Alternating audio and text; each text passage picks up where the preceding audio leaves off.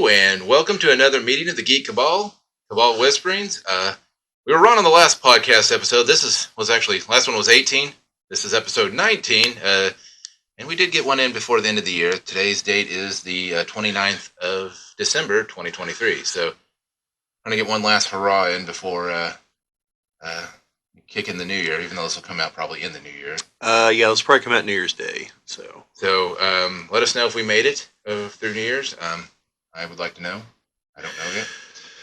But, yeah, as I say, it's been hard trying to even find a moment to sit down and try to get something recorded out because just been busy. Like, I couldn't tell you how many miles I put on my car in the past couple of weeks, but it's got to be, nearing 1,000, it feels like, because every single day we'd be in the car for, an hour or two. Yeah. Driving around, going different places or whatever, but got a moment, finally to sit down. Don't have the kids today. Girlfriend's out, she's working today, so finally got a moment.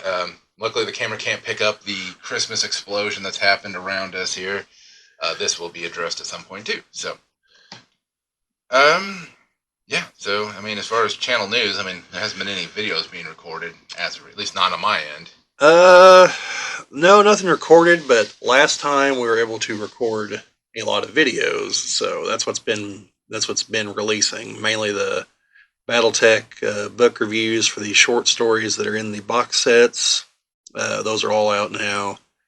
An unboxing video of a couple of random battle mechs that for some reason seems to actually be kind of popular, so I think that one's over 300 views already somehow.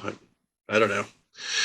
Well, and I was actually talking to my my oldest brother Doug about BattleTech stuff, and he was mentioning that there's very few BattleTech people out there that are doing videos, and even more that they're very highly opinionated one way or the other, and versus being able to take a more general, broad look at things, which I believe you were kind of bring to it, which is probably why it's very popular, to the point that I probably need to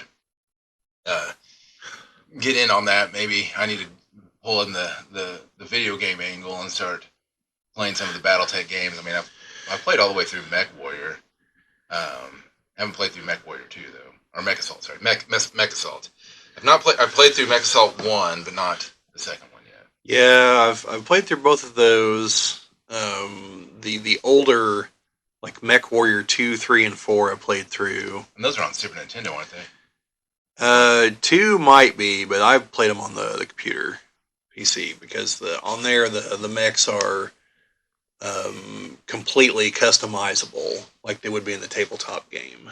So I'm going to have to just look that up real quick while we're talking here, because I may just have to put an order in for that, because one of the other things I'd like to do at the beginning of the year is, tax time comes around, I want to get some video capturing software so that we can do a video game capture. And I think I want to do it kind of similar to, like, I've seen other people do it, where it's recording us playing the talking, the dialogue. Yeah, and I've played a little bit around with Canva the other day, and I know initially I had issues with loading videos beyond a certain length into Canva, but I was able to load something shorter, and it was able to remove the background. And so I thought about doing that for the outro to the podcast clips, since it's a short video, and just to have something in the background. I see me some games I'm going to have to buy here. So you got Mech Warrior on the Super Nintendo, Mech Warrior 2 on the Sega Saturn. That one will be interesting. I'm going to get... That's all they had one for the Japanese version. But yeah, $18. Not bad for a game. And then I saw Mech Warrior 3050 for the Super Nintendo. That's probably Mech Warrior 2. Because Mech Warrior 2 is... the plot to the game is the build-up to the clan invasion, if I recall correctly. It's been, 30 years since I played the game. And then Mech Warrior 5 on the PS4. Yeah, that's the current one. Because the 2, 3, and 4 chronologically go in order. They're not sequels to each other, but as far as the timeline, they follow each other because 2, like I said, is the build up to the clan invasion. 3 is towards the end of the clan invasion era when the Inner Sphere strikes back, and then 4 is set during the FedCom Civil War. But 5, I think, is actually like back in the third or fourth Succession War, which is before the clan invasion. So, Yeah, and if you happen to hear any squawking in the background, I've got 2 cats, the kitten and my oldest. They're wanting to wrestle right by the camera, so I'm waiting to see if they can. I don't think they'll topple the camera stand over, but they definitely already toppled the light one over before we started recording. So yeah. if for those that are watching, you may get some of that that entertainment there. For you listening, you may just hear cats hissing and wrestling in the background. So, yeah. Um, Yeah, I mean, really, as far as channel news, I mean, this is us getting back, hopefully getting back to a regular schedule again. It it still seems like there's a few things going on. Obviously, the new year is going to be not real busy, but uh, you know, plans and stuff, and getting the kids ready back for school and such. And hopefully, work's not kicking the pants like it had been the last couple of weeks because we had a huge project go live and yeah, pretty much was on call through the holidays. On my days off, I was on call. Really? The cat is attacking the tripod the camera's on. So, that's fun. We need to get a second camera to face that way. Well, I would if I didn't have the Christmas explosion that's underneath that. But that's right. But luckily, at least I think that tripod, is stable enough that it's not going to fall over. But for those who are watching, I apologize for the camera shake that was added during production by the cat.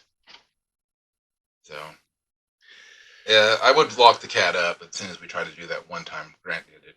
The cat decided that's the time that needed to go to the bathroom too. So, of course, not any time before or after any of that. So, anyways.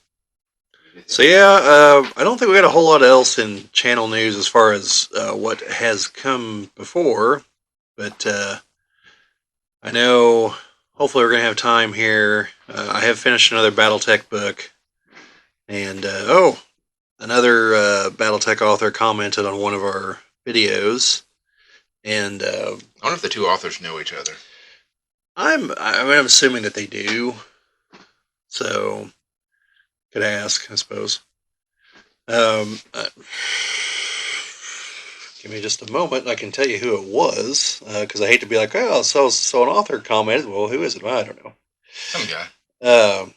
But I know up to this point it was Craig, and I've got his book right here.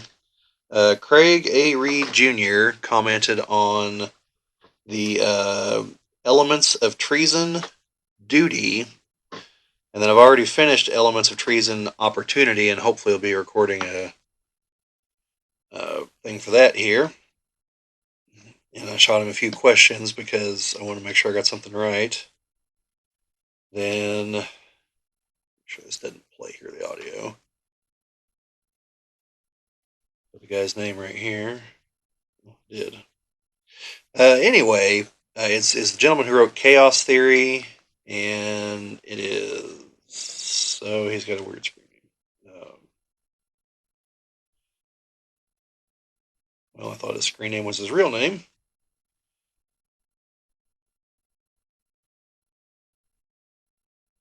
Let's see. Yeah. Well, anyway.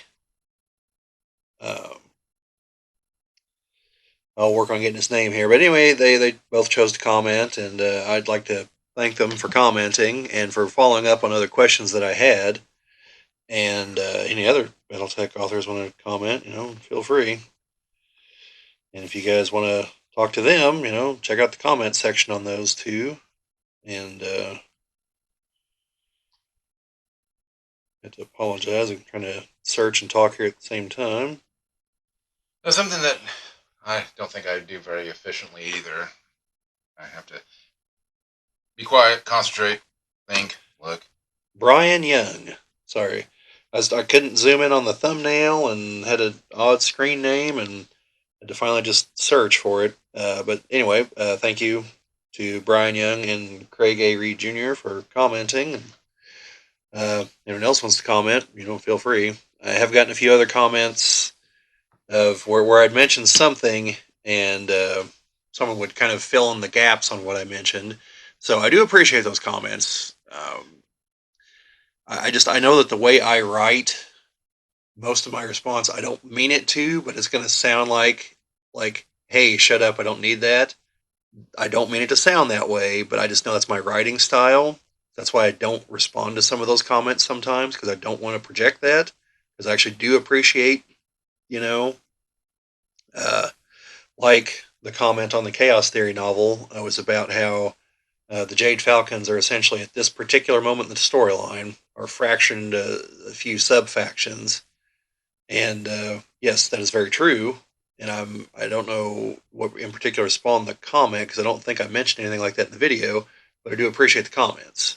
Uh, so I had to go back and watch the video. Maybe I said something about what's going to happen to them down the road, and then the gentleman who I assume is a gentleman. Sorry if you're not, who responded was trying to be helpful, like, well, which Jade Falcons? And he's right. That's a valid question.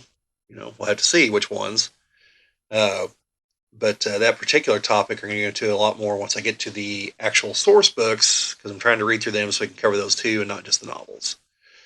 So anyway, thank you for everyone that does comment. Even if I don't comment back, it's because I don't know. I'm not the greatest at commenting sometimes, and I know I'm going to come off like an ass or something, and I don't mean to. So it's better if I just don't say anything. That's the problem with texting in general, because people have no idea the context of what you're saying. Because you could say, you can say something in a text, and it's like, well, are you saying it this way? Is it this inflection, or very similar to like the need for commas in certain places? Or actually, I saw another one the other day, or the other one the other day, where using proper, using proper case, Yeah. like again, the help Uncle Jack off a horse, and having that be lowercase. Changes that entirety of that sentence. In a way that we probably shouldn't talk about on YouTube. But no, I mean, that was a proper case. That was a capital J. No, I get that part. I know, but I'm telling for the YouTube. Yeah. YouTube out there. I don't have to say the other one. No. Same thing, just. Yeah. So going forward, and we're sometime after the New Year's, we're probably going to do a channel update. Here's where things stand. Here's where we're planning on going with things. Because we are pretty solidly over 300 subscribers now. At this particular moment, we're at 320. So as it was 319 earlier, I was thinking to myself, well, it'd be nice if we had 320 before the end of the year. So we're there, and hopefully we stay there. But yeah, I don't know. Hopefully I don't lose anyone because of the shirt that I'm wearing later on if we do any BattleTech videos. Because I think I did actually lose someone for my House Lao hat. But or it's just really bad timing. Because I definitely lost someone after I filmed one of those videos.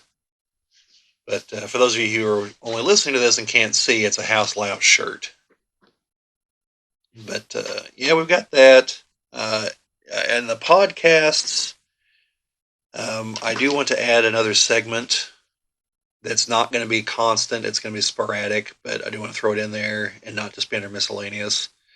And that's going to be crowdfunding. Either things that we get from crowdfunding or crowdfunding things that we look that we see are interesting. And the goal will be to, talk about them. And we might do a follow-up video if it's something we actually got where we can show you the physical products. And we'll try to actually link to the crowdfunding campaign, even though obviously due to the nature of time, after a certain point, the campaign will be closed. But the link will still be there, as long as I'm ready to put it in the description. Which, by the way, any of you listening to these, if I, in one of these videos, say, hey, I'm going to put a link to that, and I don't, and you're like, where's the link? Like, hit me up with the messenger, because I've clearly forgotten, so. Especially when you're editing a 2-hour video, and you're like an hour, 20 minutes in, you're like, I'll put a link in the description. It's like, well, Oh, no, I won't even hear that. Like, you know how I edit these? I literally just do the color correction, make sure the sound sounds good. Click like 5 spots to just check the sound, make sure everything sounds okay, and then tell it to start converting the video. Since it takes, like, say it's a 2 hour video, it'll take over 4 hours to convert it. So, And we'll probably get some audio glitches in here from the kitten on the audio cables. But yeah, if you hear any scratching, it's the cat scratching the cable. well, I don't know if you saw, but I did when I got the cat off the camera earlier. I definitely let him have the limelight for a moment. Yeah, I saw it. When he's not clawing and you know doing crazy kitten things. But well, anyways, So yeah, the only other thing in channel news is, like I mentioned a comment to a gentleman. I am hoping to go beyond the BattleTech novels into like the actual source books in the near future, because I have read a number of them, and so some of them will be retro reviews because they've been out for a while. And I'm also going to try to get to the current ones that deal with like the Tamar Pact and all those regions. So I just have to read through them because I don't want to just hold the book and be like, oh, this book talks about this. And that's it. I want to actually say some things substantial about it. Um, and maybe do some lore stuff on the current state of things. Because once I get through a couple of these novels, then I'll basically have read everything there is to read on certain situations. So I can do a summary of some kind. And I know folks out there like the BattleTech lore dumps. So, but yeah, that's about all I got as far as channel news.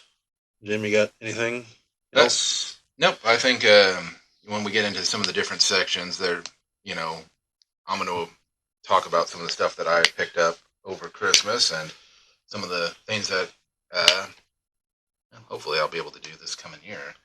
I Alrighty. keep on saying I have these projects, I want to do them, but then you realize like the amount of effort it's going to take to do them. Yeah. It's because the stuff that I want to do is going to be more than just sitting there and recording a 15, 20 minute, 30-minute video, because some of the projects I want to do are, I mean, it'll be a day worth of some of the steps of those projects, Yeah. especially the Commodore 64 restoration I want to do. Well, just the retro brighting, which is bleaching the plastic. I mean, that's a 24-hour thing. You have to let that sit under a ultraviolet light Yeah. to bleach it. So it's one of those. It's a multi-day. I've got to have time to sit down and do it and get it recorded.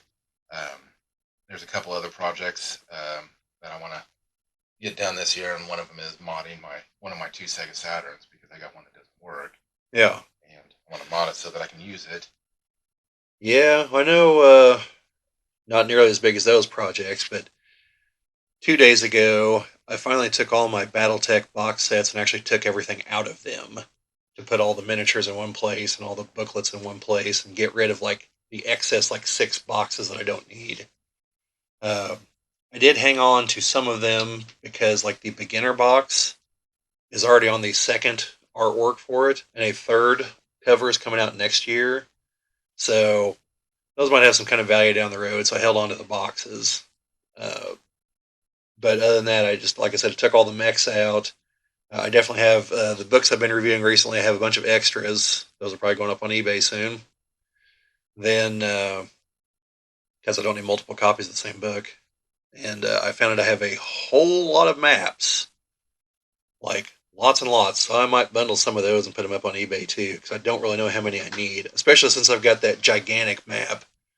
But yeah, so I get it. I've got other like little projects like that, things I need to move around, and You can do some videos that you said on that stuff too. well, like I said, I've already done the video reviews for the books that were in there. So I mean, I might go over like the maps or something, but I think I did those when I did all the unboxing videos. Well, sometimes I think like especially when and depending on how it goes, we may have to move the recording over to where I keep all my video game stuff or maybe out in the garage, one of the two, just because there's going to be a lot of people in here at some point in the near future and trying to navigate filming and Right. not Right. disrupting people's flow of stuff. Um, there's a couple of options. Like I said, right now where I keep all my video game stuff, there's nobody there, so that's always an option, and we can set stuff up more permanently Or, like I said, in the garage as well would be another spot. Like, again, set up something that looked a little more professional, a little more studio-like. That's So all right, Jim. We're not professionals here. I said a little more professional. I didn't say professionals. So All right. All right. Well, I think that's all we got for channel news then. So first topic, movies. With the main news, and you folks have probably heard this at the moment. We haven't been able to talk about it. At least this particular chapter in the saga. Jonathan Majors is officially out as Kang. Apparently, I believe he was found guilty in court. We're not lawyers, not passing any kind of judgment on whether or not he is guilty, but that's what the court found. So, for the moment, that is public perception of events. Uh, so, this does put Marvel in the pickle that we talked about several months ago of do they recast Kang and kind of stick with their plan, or do they go a different route and just never mention Kang again? well, and some of the parodies that people have made that they should replace him with is just hilarious. Well, I did think the Robert Downey Jr. from Tropic Thunder as Kirk Lazarus, I thought that was funny. Like, obviously, they're never going to do that, and it probably would be in poor taste to actually do that, but it was very funny. Well, and the thing is, with all of the variants, again, apologize, I don't want to lose audio. Hitting. Hang on just a moment. He'll be right back, folks.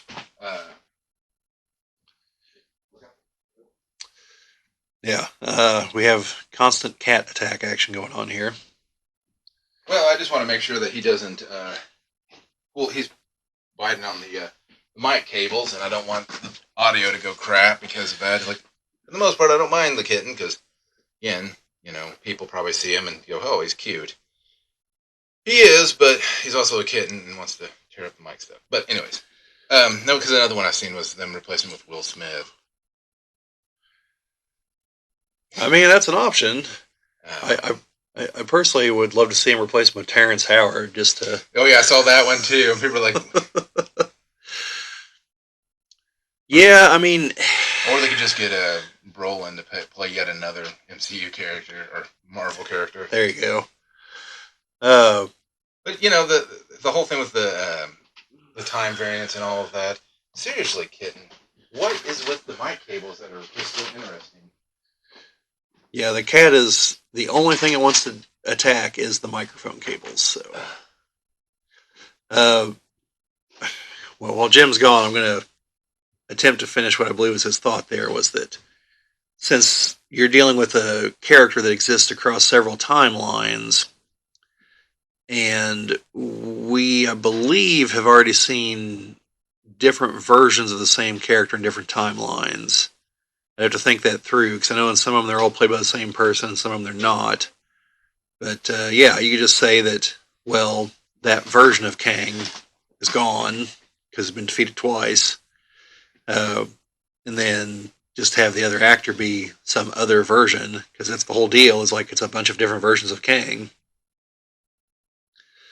And then, of course, it also comes back to the other question that we've kind of dealt with a couple times that I know it's not a super popular talking point, but there's also well, if you're recasting him, are you going to make him look a little more comic accurate?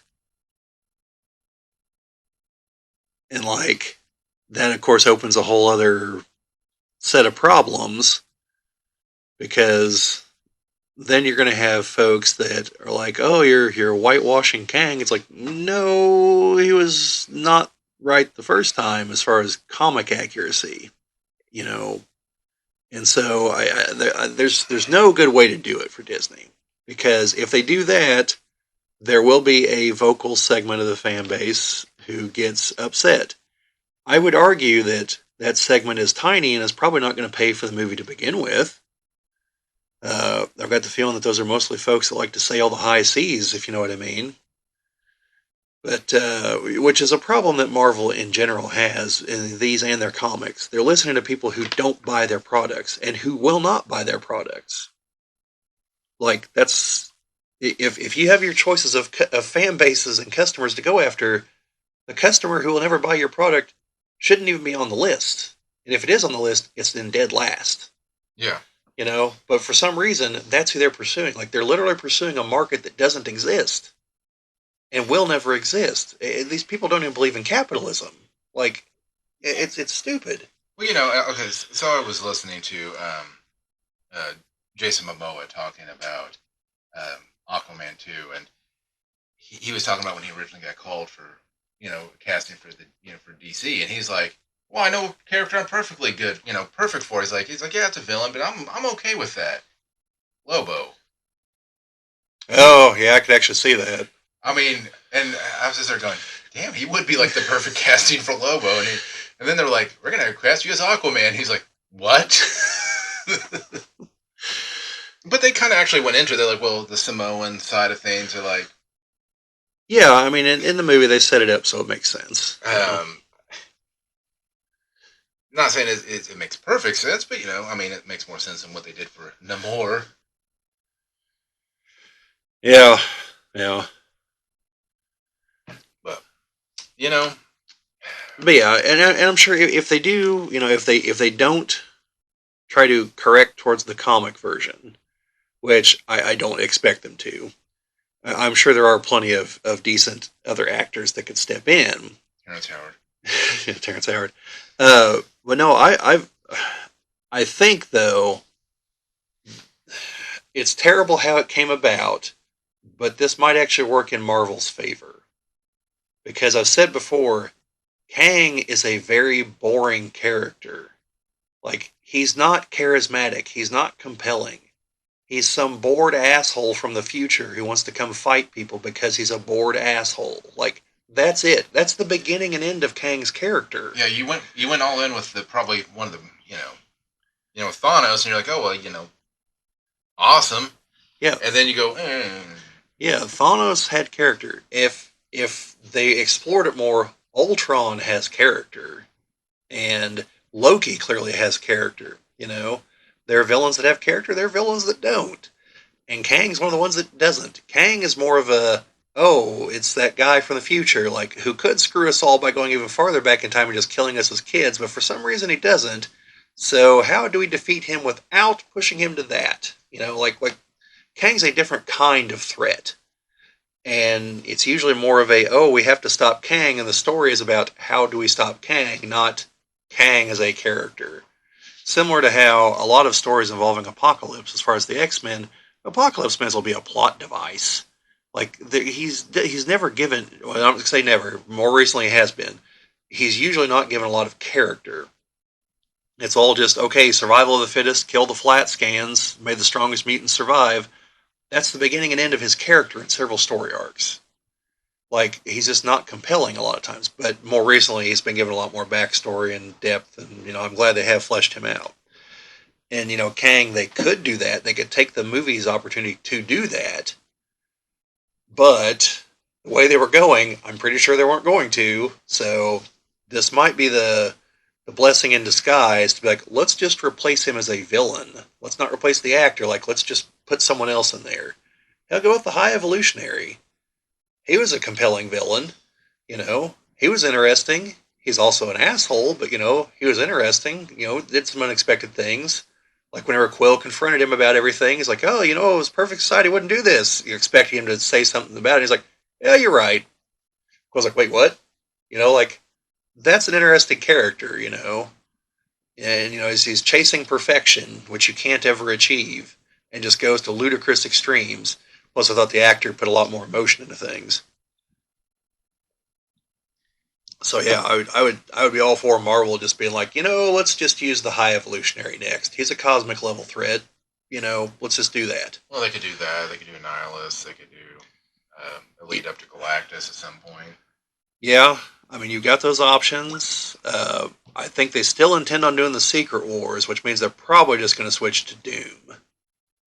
So we'll see how that You could goes. have the Beyonder. You could have, Yeah, and even with Galactus, I mean, you could have Terrax as one of the first yeah, you villains. got Terrax and Firelord could both show up. Um, yeah, you've got them. If they hadn't made a complete joke of the Kree, like we could have the Kree Skrull War show up. I mean, I suppose we still could. You talk about boring character. Whatever the Kree were in the Marvels was just. I mean, nobody would have taken them seriously at all. I mean, yeah, they like wiped out entire planets because they were throwing a big temper tantrum about things instead of just using that amazing technology to just fix their planet. Yeah, I still need someone to walk me through like how Carol Danvers destroying the Supreme Intelligence like destroyed their sun and like caused all the water on their planet to disappear and things like that. Like I'm going to need someone to actually walk me through that one to help me understand that. Well, let's say that the Supreme Intelligence had some sort of system in place that kept their sun active. Okay, whatever. I think the first thing you do is you fix your planet with the technology you have, obviously, to do that. Then you can go after Carol Danvers and be like, because all it would take is the Annihilator to come in and just destroy everything you're trying to do. I mean, you're banking on that she's not going to be able to be there in time. And that almost proved to be, well, I mean, it did end up proving to be wrong, except for those poor planets that didn't. Well, they just need to take a page from what the Skrulls did when they were fighting the Fantastic Four. The whole can't beat them, join them, and create the Super Skrull to go fight them. So, like, I don't know that the Kree have a version of that, but the problem that the Kree and the Skrulls both have is they're both evolutionary dead ends. Like, they're not going to change into anything else ever. And so because of that, they know that eventually they're going to be destroyed because someone that can still adapt is eventually going to overcome them. The Shi'ar Empire. The Shi'ar is a maybe because the Shi'ar are powerful and militaristic. I think they're both afraid of humanity because of just the sheer number of superpowered individuals show that humanity's definitely still on a evolutionary track to something. Plus, they're terrified of like Rick Jones because he achieved like peak human abilities, which basically made him a god. And they're like, oh, that's bad because eventually they'll all be like that. And well, that's bad. So, yeah, and that's the kind of things that we could have been going into in the movies, but they had to make the Kree and the Skrull basically jokes. And hell, they made the whole MCU a joke at this point. And again, I'm going to go back to the whole thing watching Godzilla Minus One. That if you focus on the story first, you can tell a convincing narrative that has a message behind it. Because like the message in Minus One, I thought was done very, very well. Like I said, the PTSD, the threat of nuclear, the literal and figurative fallout yes. of nuclear warfare. Yes. I thought it was done very well. I mean, hell, there were points that is like, oh yeah, this is a Godzilla movie I'm watching here. I mean, because Godzilla wasn't always in. Yeah, there's that huge stretch after he leaves the island and before the testing where it's just like, this is what it was like in Japan after the war. And again, like I said, it's not a perfect movie by any means, but it goes to show that if you focus on that story first, you can have the message. You can have the my God, cat. Seriously. Oh, you're playing with your mouse on the cord. Good. Have more cat attacks here. I'm just waiting for the audio to be gone. The mic's still on there, but I have no idea why right under the camera is where he wants to be. Are you kidding me? Well, while you talk and I stand in front of the camera, I'm going to put something directly underneath this. All right. So I believe what Jim was trying to say was that, and we've cited numerous examples, typically Star Trek, but now we have the Godzilla example as well, where you can have a message, and it can even be, if you want, it can even be a progressive message if you prefer that. But you have to have a real story. You have to have the humanity, the human drama, to bury it under so that people are interested in the product at face value.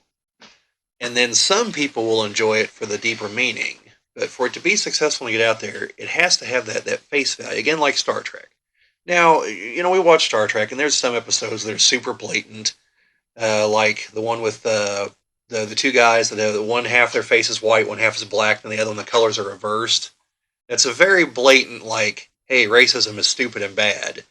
But you see its logical end conclusion where two peoples that are clearly derived from the same stock race have just wiped each other out, because of racist stupidity. And it takes that, like, just sometimes that hammer to the face, but it's buried under the metaphor, and it's an alien race and everything else. So you can still be blatant, but you have to have that narrative distance, which is why sci-fi is very good for that, because they foist all these problems onto aliens, or it's aliens asking about particular human behaviors, and someone in the future, in the sci-fi universe, whatever it is that we're talking about, has to kind of explain, well, yeah, sometimes sometimes humans are shitbags, because, well, presumably if you're watching this, you live in the real world, so you know that statement is quite true. Uh, and yet we're getting these products from people that, like, at some point in their development as creators, all they heard was, oh, you can promote the message, and they never heard that whole, like, but you have to be a good writer to, like, make it so that people actually want to see it, because people do not like being preached to Well, and that's the thing is that if unless you're in church. There, you literally signed up for that, the and I don't mean that as any kind of slam against any religious people. the the thing is that if you to tell a good message, you shouldn't have to just spell it out. It should not be you can do better. Um, That should have been the message they should have taken. They can do better. it should be inferred. It should be something that people think about and be like, you know, after watching that, I think maybe nuclear war isn't the best thing. When you actually see how an atomic bomb inside a city would react and the devastation. Oh, it reacts all right. It just happened to be also caused by a 50 meter. I'm assuming they went back with the 50-meter tall Godzilla in that one. But yeah, I mean, just the carnage and all of that, the not knowing what happened to your loved ones, Yeah. and like they didn't have to say any of that. Like there was not one point where they're like nuclear war is bad. They're just like they come back and they go, well, we lost. Yeah. That was a clear cut example of this element to writing that a lot of writers don't get, and that is show, don't tell.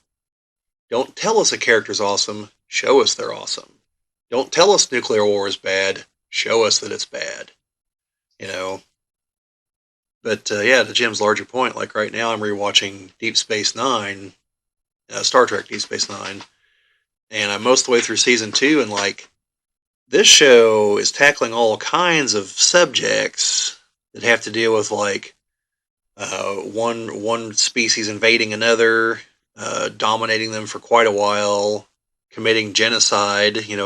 Killing. I believe one of the episodes says they estimated 10 million Bajorans were killed by the Cardassians in their occupation, and they were like forced labor camps. But it also gets into all the other little gritty details that you don't ever think about, like.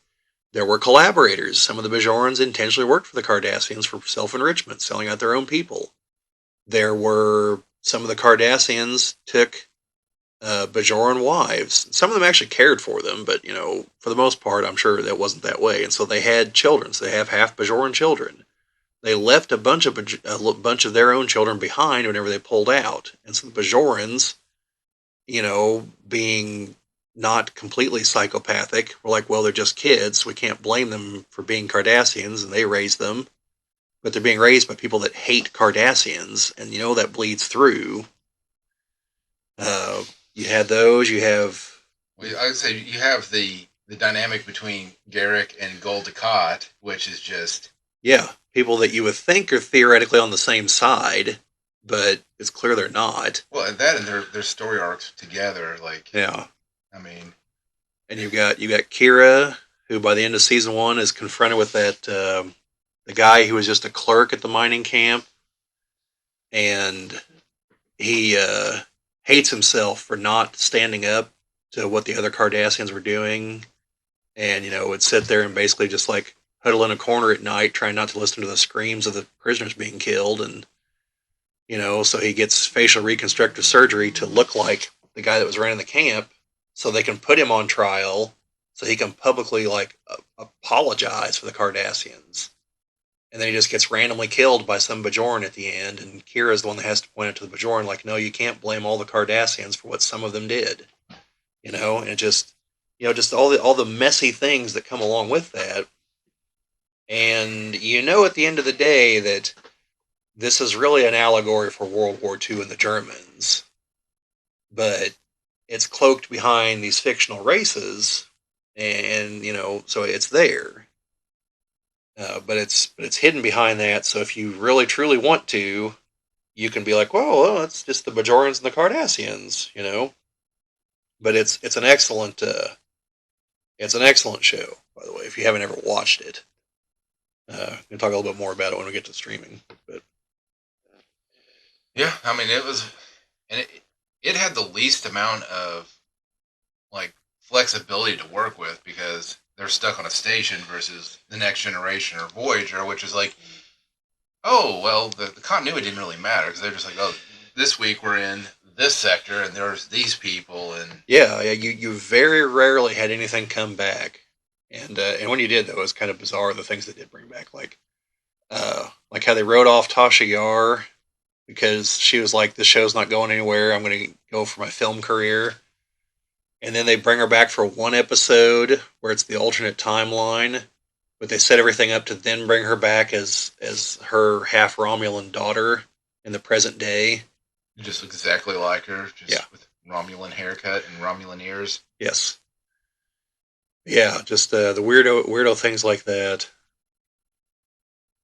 I did like the fact that she was brought back to life, and I mean, inherently she died later again, but she should never have been there in the first place. Yeah. She was like the one time anomaly that stayed. Yeah. Yeah. Like I say, your movies are probably a lot more interesting than my movies have been as of late because over the holidays, I mean, obviously watched some Christmas movies, but then the last couple of nights been reliving the '90s. Yeah, it's 90s. Late '90s. Watching Bring It On and Clueless. I think Bring It On is from the 90s. If not, it's the early aughts, but I think it's the 90s. I know Clueless is from the 90s. It's like I watched both of those and realized that, again, those movies would not fly today. Well, let me ask you a question.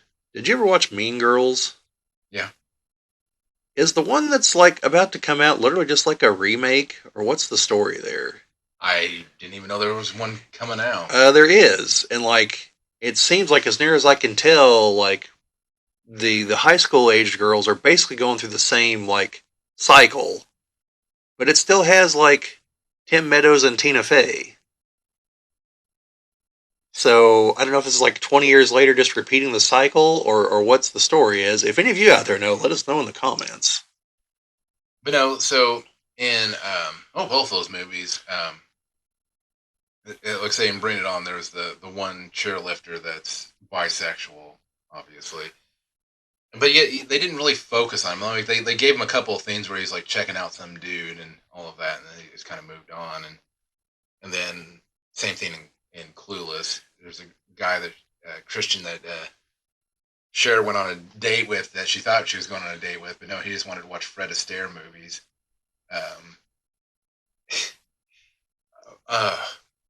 But I go back and I look at it, I'm like, well, see, they did that just fine. Like, it wasn't like a huge focus of the movie. It was just like, oh, yeah. She was interested in a guy. It just turned out he was gay, and I was like, okay, cool, And I think this, may be just a little bit what, like, I think the best way to say it is that it's fine having, obviously it was fine having gay characters in your movie. Like, people didn't focus on that being the sole driving factor of those characters. I mean, the one guy was a cheerlifter, happened to be bisexual, so he was checking out a couple of guys. Fine. And same thing with her friend, ended up, they became really good friends. They went shopping together. Cool. Versus, it's like now it's like you have to know, and that has to be driven Excuse me. home that that's what their orientation is, and it's like that's not organic. That's not how people act. You know, people need to be acting more like they would act in those situations. Yeah, I think it all comes down to like to the type of movie and to like is that the focus of the movie? Like you can make a movie where that's the focus. That's fine. There's plenty of movies like that. Brokeback Mountain. Never did watch that, Never did. Huh? but But see, and again, in a movie like that, I mean, the focus is on that. I assume the focus is on their relationship. So Yeah. there, of course you're going to mention it. Yes. Because obviously and see it as I understand it, but yeah, like the problem is trying to inject that into like say a superhero movie. Now, comments to that effect, okay. Say if it's like let's say the ultimate hypothetical here. Let's say old Steve Rogers decides that he's going to get with the modern day and he's bisexual now. Him and Bucky have really gotten close. Yeah, yeah. So like, there's going to be some comments, and I'm sure we're going to get a handful of jokes from some of the characters. That should be about it. It shouldn't be every 5 minutes Steve checking some dude out, and Actually, there was a scene. There was the scene in was it? It's the one where Steve Rogers was like he was doing the counseling. He was doing like the meeting. Yeah, it's in the beginning of Endgame. Yeah, there's the guy there that mentions that he's went on a date with another guy, and like it's just matter of fact, like there's no one like, oh, you're so brave for coming out. Like no, he's gay. That's it. And he's talking about his date. The perfect thing. They treated him like a person, just a person, not something other than just a person. And I think that's where I get a problem is that they treat them like they're more than just people. But I think that's going the other way because before it's like when people actually had to fight for those rights, you're now giving them putting them on the other end of the spectrum where they're unique on the other end. Yeah, and you're making them stand out when a lot of people just want to be people regardless. Yeah. And I think I don't know, maybe that's just me. And we should acknowledge that whenever Jim said that, we do mean in most Western countries. Like we're quite aware that things are not so great in other countries for. Yeah. Oh, yeah, of course. Yeah, we're in the U.S. And that's the thing. Like I'm one that I 100% believe that it's like church and state should be completely separate. And that's me as being a Christian saying that. I mean, obviously, I'm going to have my own values, my own things that go along with that. But my values, my stuff should not impede upon somebody else's happiness. Shouldn't have the force of law backing them. Yeah, exactly. I mean, I'll fight for stuff, for sure. But at the same time, if I believe people should be able to love who they want to love and do what they want to do. Yeah. So essentially, if that's the focus of the movie, then obviously you're going to talk about it a lot. But if that's not the focus of the movie, and it's like an action movie, superhero movie, something else, a couple comments, then let's move on to what we're actually all here for, which is probably the action. And yeah, like I don't care if characters in superhero movies are gay, like whatever, But I probably didn't come to hear a lecture about that part. I came to watch superheroics in action. And now I'm trying to go back to think about in the Eternals if they did that really weird or not with the one because he was married and had. As I recall, they didn't. I thought it was pretty tastefully done. Like, I mean, yeah, he was in a relationship. Nobody was like, oh, he's, it was just this is him, his family. This is, and that's how it should be. Again, you should treat it as just a part of, just that's nice to meet you. That's a cute kid you have there. Yeah. And then the plot moved on to, well, don't you want to save your family? It wasn't like do you want to have all of that? Like they didn't focus on the type of relationship, but the fact that that's his family. Yeah, and that's how it should be. Yeah, that was probably one of the few things the Eternals got right. Well, that and how an actual superhero fight battle should look. Oh yeah, the end battle. Yeah. Um, it's like they did a better Justice League battle scene than the Justice League did. Yeah. Well, I'm still hoping for the Squadron Supreme movie So to really show DC how to do things. That'll probably never happen, but yeah, that was really like the whole Jonathan Majors thing was really about the only thing I had in movie news. Like I did watch some movies, but I'm going to cover them under streaming. So, um, got anything else on the movie front there, Jim?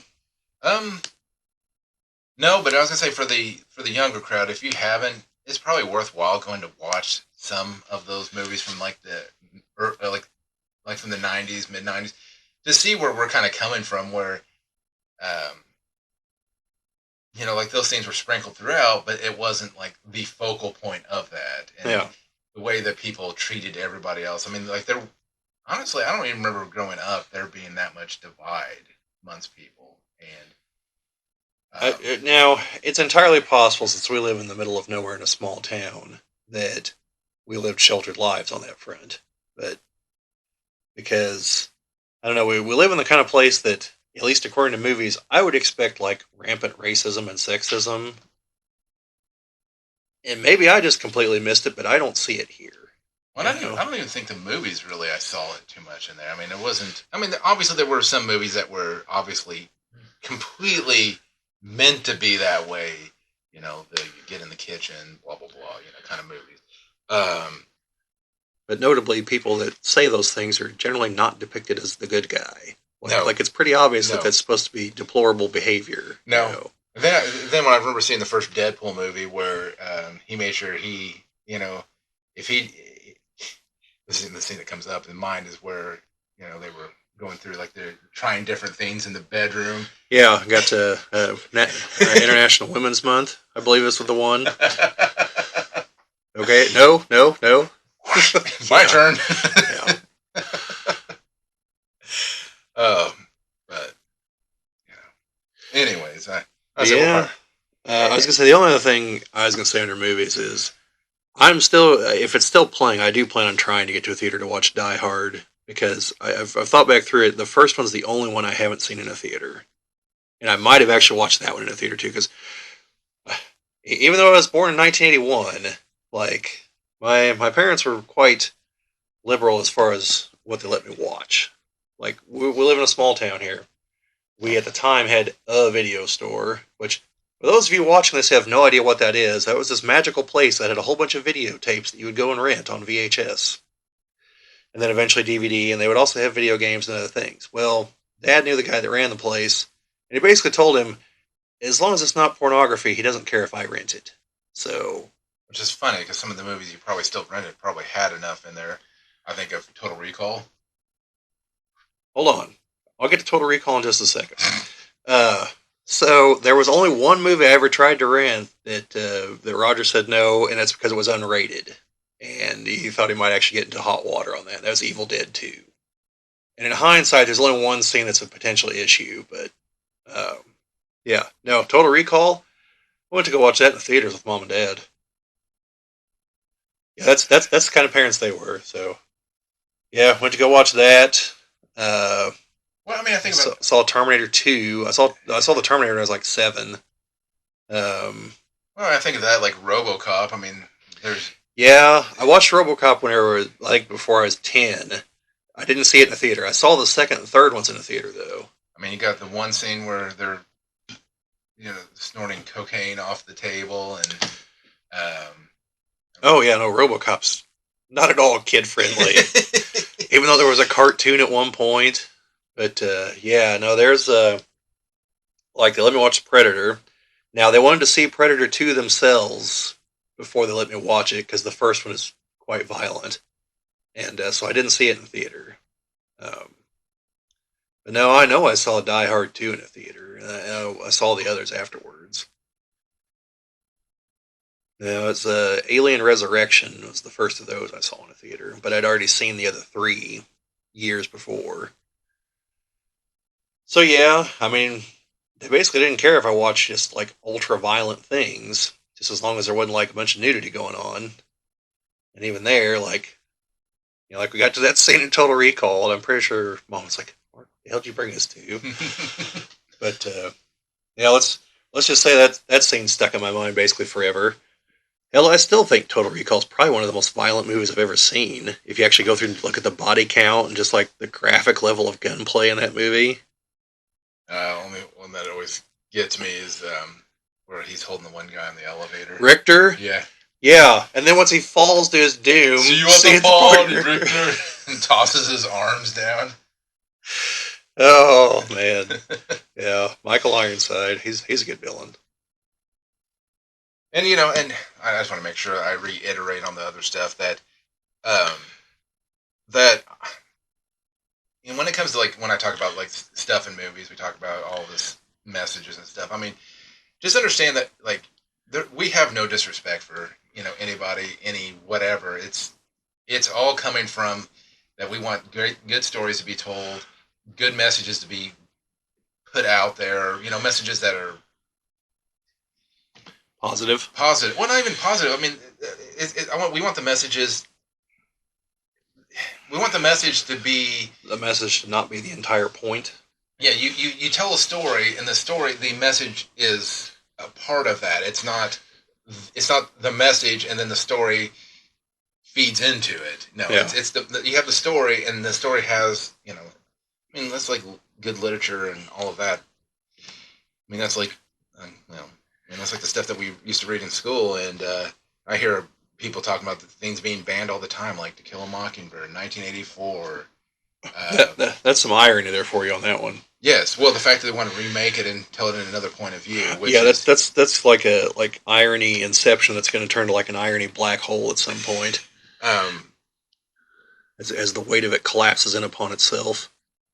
But no, I mean, I think that's another thing. If people go back and think, would this work in a book? And half of these movies wouldn't work as a book because nobody would read it. People would look at this and be like, what is this crap? Yeah. Yeah, some of the things that I'm sure it comes across that we're railing against them. It's not that we think they have no place in cinema or books or anything like that. I think they do have a place. And sometimes that place could be in the movies we like to watch as far as like sci-fi, fantasy, action. But a lot of times it really isn't. Or at least not to the degree that we're seeing. And again, there's a time and place for everything. Some of these topics are perfectly fine to be in their own movies addressing them. And I am 100% certain that there is an audience for these things. I just don't think it's the audience that they're trying to shoehorn it into. And that's kind of a bigger, like, overarching problem. And it's not just movies, but to use the big example is Disney. One of the main driving forces for Disney acquiring Star Wars and Marvel was because Disney was perceived as a girl brand. Because of the Disney princesses, and, by and large it was. Now, there's plenty of things that boys could be drawn to, mainly from their 90s cartoons, like Gargoyles, I'd argue Darkwing Duck, and maybe Tailspin. But by and large, it was considered a girl brand. So they bought Marvel and Star Wars, which were considered boy brands because like 80 to 90% of their audience is male. And they have slowly tried to turn them into girl brands, and it's just never going to work. This is the square peg round hole problem. Because instead of taking a boy brand and making it more accessible to girls who have an interest, they're trying to change the audience completely, and the audience isn't there. Like one of the dumbest possible decisions a company can make is to take an existing audience that spends a shitload of money on your products and try to change it out for the unknown. I've seen it happen with several things, and I don't think I've ever actually seen it work. So I'm sure someone out there knows in the annals of business history that it has worked somewhere. But by and large, it doesn't work. I've seen it happen with things. I get in arguments with people online about it, like, oh, well, they're searching for a new audience. I go, well, they need to stop because they have a core audience that spends a lot of money. You need to also try to get the other audience, not exchange the audience. There's a difference. And I think a good example it would be the whole thing Lego did, where Lego was trying to look for a way to introduce right Right, because Lego, I think we mentioned this before, but Lego tried several different approaches to get girls interested in their toys. Because Lego is perceived as a boy brand, and it is, you know. There's obviously exceptions to everything I'm about to say, but by and large, boys have more of an interest in building things than girls do. Obviously, there's tons of exceptions to that, but like at a base level, that's the way it is. And I'm sure someone out there is going to tell me that has to do with upbringing and everything. I don't happen to believe that's true, but maybe it is. I'm not a psychologist. So they finally were like, okay, we've got to figure out how to crack this nut. And so they spent, I think it's 5 years and quite a bit of money doing all kinds of play testing and research. And what they found out was the core problem was that boys and girls play with toys differently. If you hand a boy a figure of, let's say, Batman, he is going to pretend to be Batman. He is going to pretend to be the character that you handed him. If you hand a girl a Barbie doll, she tries to pretend. It's not that she tries to pretend to be Barbie. She puts her persona into the figure. It just happens that it's her, only now it looks like a Barbie doll. Okay, if that makes sense, you know, because she's not like, oh, I'm Barbie. I'm going to do this. She's like, no, I'm Sarah or Tina or whatever. You know, you hand a boy, you know, like, no, here's Batman. It's like, oh, it's not. I'm not Joe or John. Like, no, I'm Batman. You know, he pretends to be Batman. He doesn't put his own persona into it. He takes on the persona of the figure. It's complete inverse of the, and so you have to approach them differently. And once Lego cracked that code, you know, the Friends sets have sold tremendously, and there's a lot of them actually look really good. I've thought about buying some of them just to incorporate in my regular Lego sets because they do actually look nice. But yeah, and so that mentality doesn't just stop at adolescence; it goes on into adulthood, Well, I and mean, you can see that with with some of the Star Wars movies. Like that's why, like Ray or Sabine have to just be completely and totally unstoppable because they're self inserts for somebody. Whereas like Jen Urso was not, you know, because that was a project made by a man and mostly, you know, overseen by men. So you don't see that, but you Jyn know. Erso is a more believable Yeah, character. Jen Urso is my go-to. Like this is the paradox we've talked about. Is like we love to blame Kathleen Kennedy for all these problems, but Rogue One came out on her watch. You know, Mandalorian season 1 and 2 came out on her watch. Yeah. Solo came out on her watch. Like there have been good products released, and so I don't know what's going on. I don't know if it's like she had too much or too little cocaine that day or what, because it's Hollywood; they're all on cocaine. Uh, but like these other products that are good do come out, and they get good fan reception. And then they're like, "Oh, we're gonna make this Rey Skywalker movie," and I'm like, really? Come on now. And so, but then you see, like I said, Jyn Erso, and it's like, here's a competent, believable female character. No one's sitting there saying, "Oh, she's the first, you know, Star Wars female, this, that, or the other," which we know is baloney because we have Princess Leia. And it's like you have competent writing right here. And this isn't even like, oh, look at Marvel over on the other side of the studio doing things right. This is no, right here in Star Wars. You have it. It's right there. Why? I just don't understand how they don't see that. You know, and they they could have mirrored Ray to follow the same kind of arc that Luke did. Luke wasn't just great at everything. People seem to think, oh yeah, he could do like. No, he barely survived the Wampa attack because Barely survived the Wampa attack. Went in too headstrong and almost got killed by Vader. You know, we established in A New Hope in the deleted scene that Luke is a competent pilot, a very good one. No, now that was the whole we were told and not shown, and then we were shown. But the only complaint there is there probably should have been some previous scene where he was at least flying. But we did see him shooting the guns on the Falcon. We saw him gunning down stormtroopers. So we know that he's competent. except for when he was like, "What's that flashing?" Well, That that's ignorance, not stupidity. Also, I hope everyone out there knows the difference between those two, but in case you don't, ignorance just means you don't know something. ignorance is not an insult like people treat it as. It just means you don't know that. Like I'm ignorant as to what the total population of Africa is. I don't know it off the top of my head, but that's not an insult to say I'm ignorant of that fact. Stupid, yes, that's an insult, but it also means like your brain just doesn't work right. Like I could present to you all the data and you wouldn't know what to do with it. Okay, that's the difference between ignorant and stupid. Yeah, but they still stuck him in an X-wing, which is a fairly advanced fighter for the time, even. Yeah, well, it's because Red 5 got killed in the attack on Scarif. I did like the fact that they mentioned that. It's like, oh, we lost Red 5. Well, he also lost his fighter too. That's true. I didn't think about that because he didn't take the advice like Porkins and didn't bail out. Oh man, Family Guy did Porkins so wrong. I've got a problem here. Just oozing out of the X-wing. Yeah, but yeah, that's. I mean, I think I mentioned it before, but look at the rest of Rogue One. I mean, hell, that's even a super diverse team. Yeah. You got Cassian. He's Hispanic. You've got the two Asian gentlemen who I believe are Japanese, but I'm not gonna. Don't quote me on that. I think Donnie Yen is, but I'm not 100% certain. You got them. Bodhi, I don't know right off the top of my head what he is, but I'm fairly certain he's not European.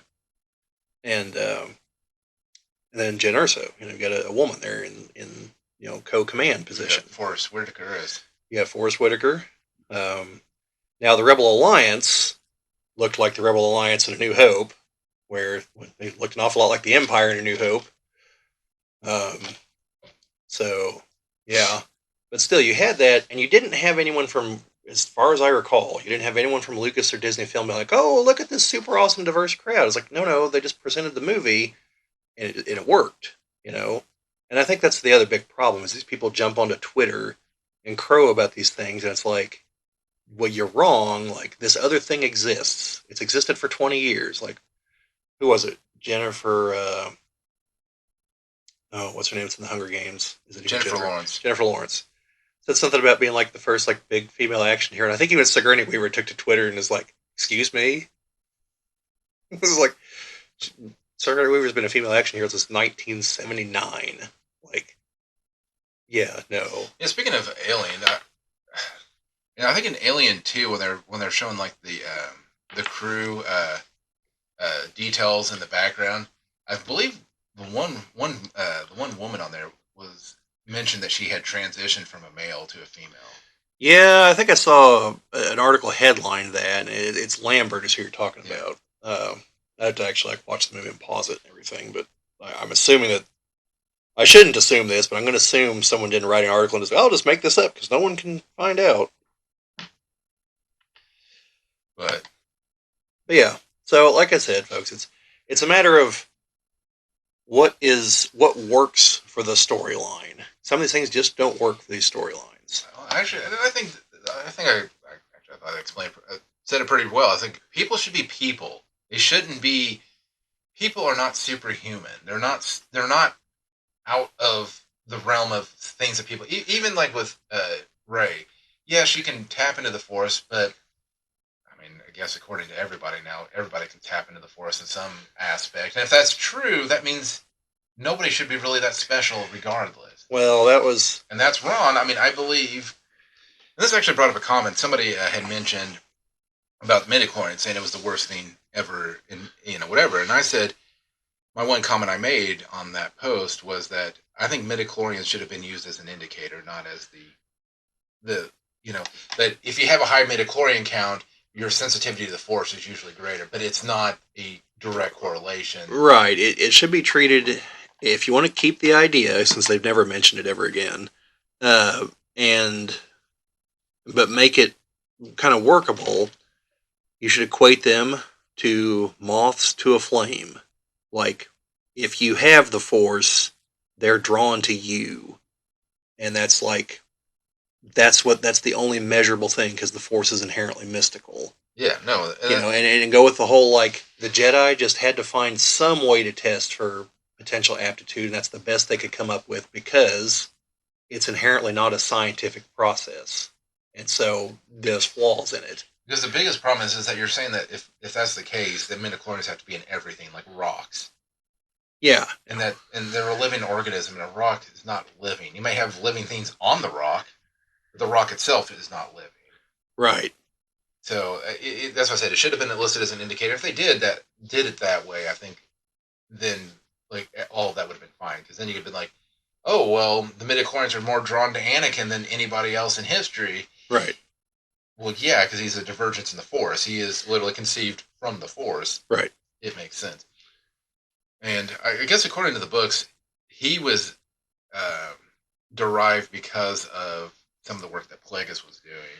That the Force said, Yeah. no, no, no, this is an imbalance that Yeah, needs to be corrected. from the Darth Plagueis novel, which I believe is not canon anymore, Which is, unfortunately. yeah, Yes, there's a point in the book where Palpatine and Plagueis are trying to. They're essentially trying to tilt the Force in favor of the dark side.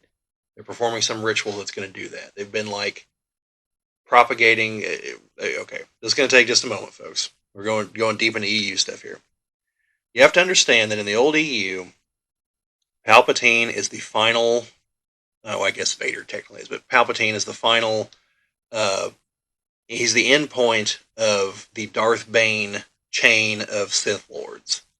Bane came about whenever there was the Brotherhood of the Sith, and he thought that they were wasteful and petty, and there was no clear leader.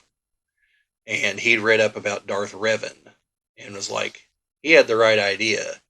Just the master and the apprentice, the one who has power and the one who craves it. And for the system to work, the apprentice has to eventually overpower the master. So in theory, each succession will be getting stronger and stronger, or learn something new or whatever. So you come to Plagueis and Palpatine. Well, the other part of Darth Bane's plan was once he destroyed the Brotherhood of the Sith and several Jedi at the same time, he took all of their money and all their contacts and was instantly one of the wealthiest people in the galaxy, and set about a plan to fund terrorism and anarchy all across the galaxy to keep the Jedi off their trail and on the back foot, and to increase the dark side's power. So fast forward 1,000 years, and each successive Sith Lord's been doing the same thing. So by the time it gets to Plagueis, like this plan's a well-oiled machine, and they know they know how to find the powerful people and bribe them and twist them to the dark side, and even engage in like dark side rituals that they don't even realize they're doing it. And so it builds that crescendo where Palpatine and Plagueis think they've hit the critical mass where they can flip things so the dark side is dominant over the light. And that's what they do. And it's at that moment that the Force is kind of like, I don't know about all this. Like, I think it's time to put a plan B in place just in case. And that's Anakin. That's where that comes from. So, because whenever they do the ritual, it's like right after they both feel the whatever, that the Force definitely did something back. And you see it again at the end of the book whenever Palpatine kills Plagueis. Because right after he kills him, thinking, all right, now I'm king shit of the universe here, well, then Darth Maul gets killed. Well, kind of. And so he's like, oh, okay, I see. I made the big move, so the Force made the big move back. So, okay, I get it. You know. then you got good old Darth Tyrannus. Yes. Very messed up way of going about correcting the killing of members of the Jedi Order to become a Sith Lord to kill more members of the Jedi Order. Well, I believe it was the death of Qui-Gon that kind of. yeah, that was the final straw for him. That's why he left the Order, because he knew that Qui-Gon had been trying to warn them about something, about the Sith Lords. And then once he left the Order, he could see the corruption and everything from the outside, and that's what made him the opportune target for Palpatine to try to twist. Although he should have known from the beginning that he was never going to be the apprentice, the real one, because he's almost the same age as Palpatine. Like, obviously you're going to take a younger person as an apprentice just for practical reasons. So, Yeah, yeah. It's just surprising that he didn't say anything right before he died, because cowardice is a Sith trait. So no, no. Palpatine, he's the Sith Lord. What? No, I'm not. Yeah. Kill him. Yeah, it's kind of interesting that whole chain of Jedi there because you've got Yoda trained Dooku, who trained Qui Gon, who trained Obi Wan, who trains Anakin, who trains Ahsoka, and they all end up having some like dominant role in events. Oh, Ahsoka. It's like the show that I had such high hopes for, and I still think it was okay, but it could have been better. it could have been like, hey, if we're going to do a bombardment from a Star Destroyer at that range, there's no surviving it. There should have been a crater where they were Yeah, at. yeah. There should have been no ground to ride in on. No, it should have been molten slag. But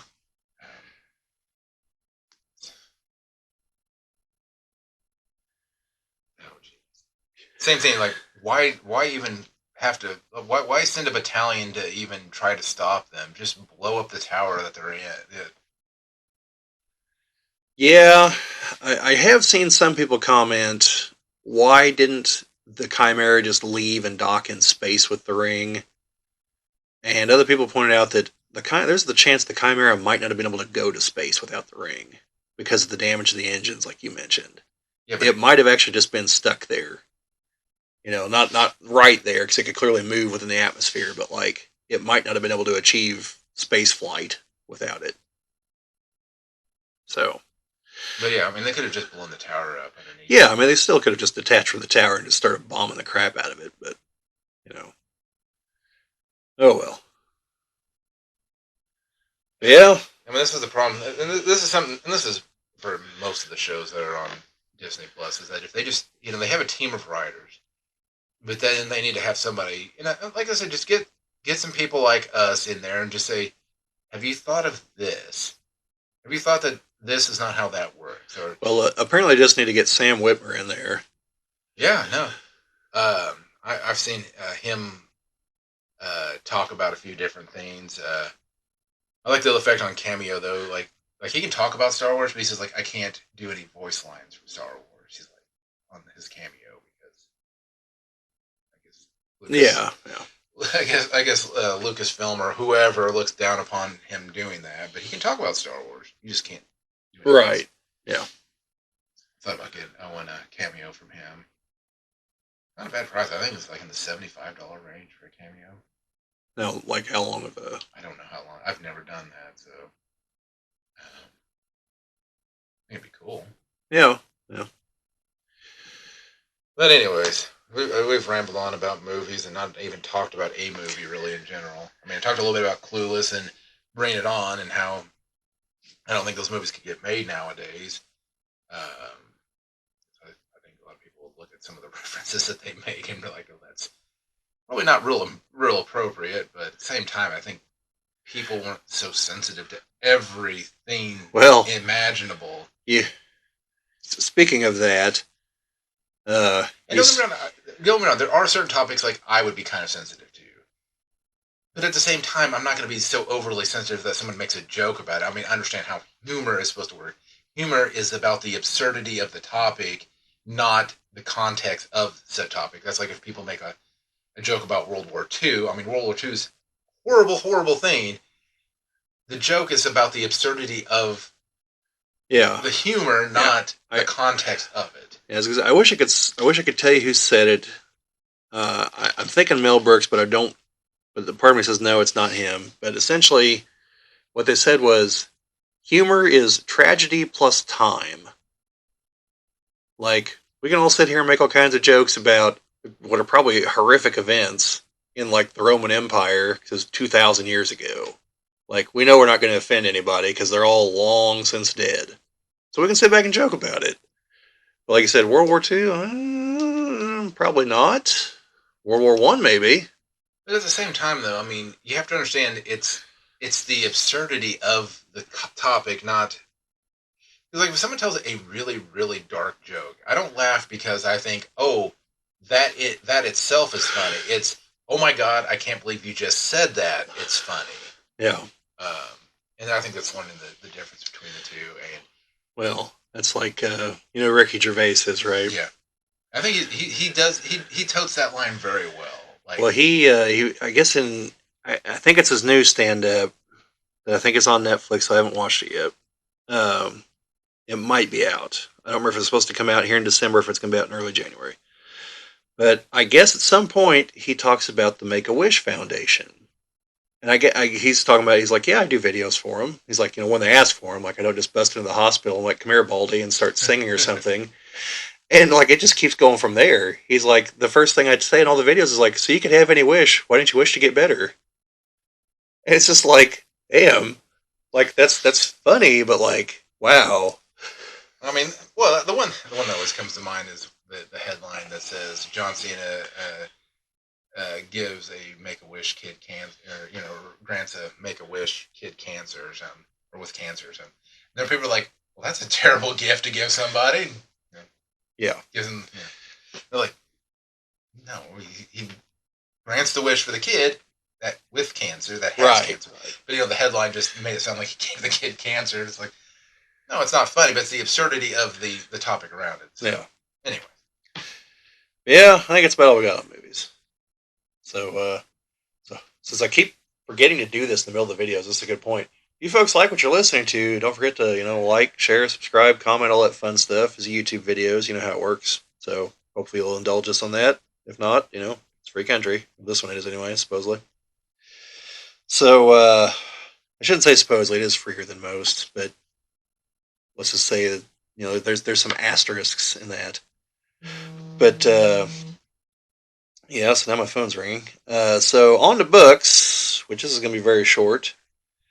I have finished another BattleTech book, so look for another review for that soon. It's going to be Elements of Treason Opportunity. And then I've got a couple of the BattleTech books that I picked up over Christmas, so I'll be reading those soon. I'm going to try to actually get the Tomorrow Rising source book read first, so I can actually go into some of the source books. But and then I've got some what I call real books, real world topics. If I get those finished, I'll talk about those too. But that's all I got on books for the moment. yeah, I can say Owen, maybe he'll have some books to talk about. He's got some multiple Tom Clancy books now to pick up, a couple of Splinter Cell, and then the two that you dropped off for him as well. So Yeah. maybe he'll do some reviews on those. I know he's been wanting to get into some additional things. He also wants to get into. He got a writing prompt book. Yeah, you mentioned that. And girlfriend bought him a leatherback journal so he could start writing his prompts into the journal. So one of the things that Owen wants to do is get into book writing. I said the greatest thing is right now, if he wants to get into it, there's so many opportunities now. You don't have to go through a publisher to publish a book. I still probably recommend running it through an editor because I don't know how his dialogue is compared to mine, but I couldn't write, character dialogue or nothing. I could be like, Jim said this, Bob said this, Jim said this, Bob said that, Bob exclaimed this, Jim then yelled this. Yeah, I'm having to work on my I think it's transitional phrases is what I'm thinking of here. Kind of what you're talking about, but more like this happened, then this happened, then this happened. They'd be like, this happened, and Joe went over here and did this thing, which caused this thing, and my prose kind of sucks. Levi, I've read some of his stuff. His prose is excellent. I'd like to read some of what Owen has written. Yeah, I'd like to see where he's going to go with that. Well, that's just like hearing how like J.R.R. Tolkien does his descriptions and stuff like that. I'm just like, I mean, I don't know. I don't think I could paint a picture like that to anybody. I'd love to have a general story and say, here's the thing I want to portray. But more than likely, if I ever did get back into writing, it's like I'd have to write something, and then I'd have to have somebody else go at it and say, okay, now throw in the descriptors, make this flow into a story. Yeah, have a co-writer, editor, whatever. Yeah, I've got a little bit of that problem, and also I'm like I do have something that I've started. I've got a couple things I started writing, and it's moving between like first and third person because I know you're theoretically supposed to stick to one or the other, and like I get partway into it, I'm like, well, I've got to switch here if it's to sound good, And then like, do I need to rewrite the whole thing to this point? And this is something that I've actually rewritten like 8 pages, trying to go back and forth like a couple Yeah. times. And I'm probably just going to stick with the advice I saw from one author on YouTube. They were just like, "That's terrible advice. Don't follow that. Write whatever sounds good for that scene." So if we're just throwing that rule out the window, then I'm completely happy with that. So, Yep. but yeah, that's about it for books. Well, other than general insanity in the comic book world of people trying to say that things are hunky dory, and well, they're very clearly not. They keep pointing to like manga sales, like, oh, the comic market's great, and it's like, no, the comic market might be okay, but you work for Marvel, not for Shonen Jump. Like, the manga sales don't help you at all. Or they point to like crowdfunding, and that was the other thing where they're like, oh, look at all these people crowdfunding. If only they were actually working for the real companies and helping us. It's like, the reason they're crowdfunding is because you chased them out of the business. Like, and then a couple of people were successful, and everyone else is like, hey, I could just do that and not cut Marvel and DC in on it and make all the money for myself. Like, of course. So, no, that's those some of those people, like, they just need to be jettisoned from the industry, and they can go work in HR somewhere, which is what they really want to do, and just harass people. So, yeah. We're on to gaming. Yeah. Uh, That's it for books. So, Jim, what do you got here? So, well, these are some of the Christmas things that I picked up for Christmas, and you know, one of the things that I've started collecting a few of is Christian video games. I so Wisdom Tree, and this is the copy for those that are watching and the ones that are listening, is Spiritual Warfare, which was by Wisdom Tree. So Wisdom Tree is an offshoot, and actually I saw here on the back of the game, it says Color Dreams. Color Dreams was their main video game line, but then to sell into Christian bookstores and stuff, they developed Wisdom Tree. And what they would normally do is they take one of their Color Dreams games, change the sprite work, and change some of the the cutscenes or whatever to make it work for a Christian game. Yeah. And that's, like I said, there was one Sunday Funday, and Menace Beach. That's I think what the original term was. Menace Beach was about you trying to go save your girlfriend who was kidnapped, and every single time you see her, she's in a dungeon and her clothes keep deteriorating. So I'm going to assume that part didn't survive into the Sunday Christian Fun version. The Sunday Fun Day is about you going to Sunday school and the people trying to stop you from making it to Sunday school. And I've never seen Spiritual Warfare, the game here. I haven't seen it in real life either. Yeah, we weren't around for the Crusades. But no, so yeah, I'd actually, this is my first Wisdom Tree game on Nintendo that I have. I have two for Game Boy. I have Exodus, and I can't think what the other one is. But yes, I have Exodus as one of them. I got another one, but the one that I'm looking for, I really want to get, is the King James Bible on the Game Boy. It's the entirety of the Bible on the Game Boy, but it also has mini games, as the Bible should. But yes, Spiritual Warfare, and I paid $20, or I got it for 20. Well, they got it for $20. That's about what it goes for. So nothing real special there on that. I mean, special to me, but nothing crazy. Well, still, it's an interesting, little bit of Nintendo history there. Yes.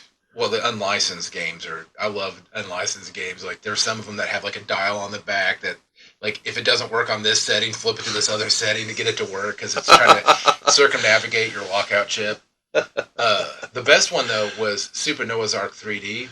The way it bypassed the lockout chip is it had an adapter, so you could plug another game in on top of it, so that it would bypass through. And it's a Wolfenstein 3D clone.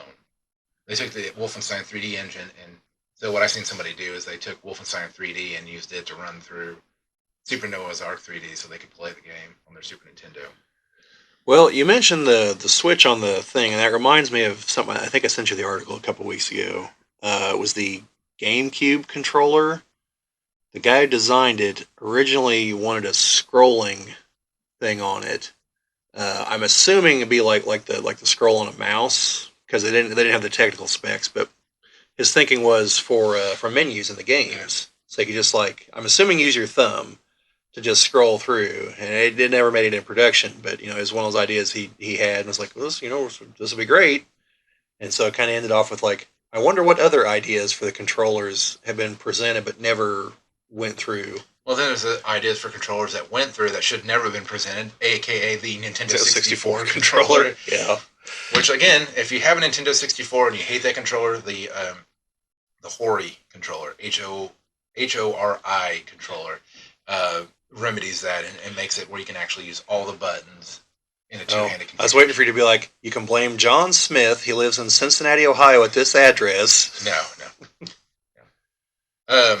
So the next one I got, again, you may not be able to see it on the camera, but it's a power adapter with like 5 plugs. Only 1, 2, 3, 4, 5 plugs. So the idea is that this is a multi-plug so that you can plug up multiple consoles, but what it's truly used for, because this is called what they refer to as the Tower of Power.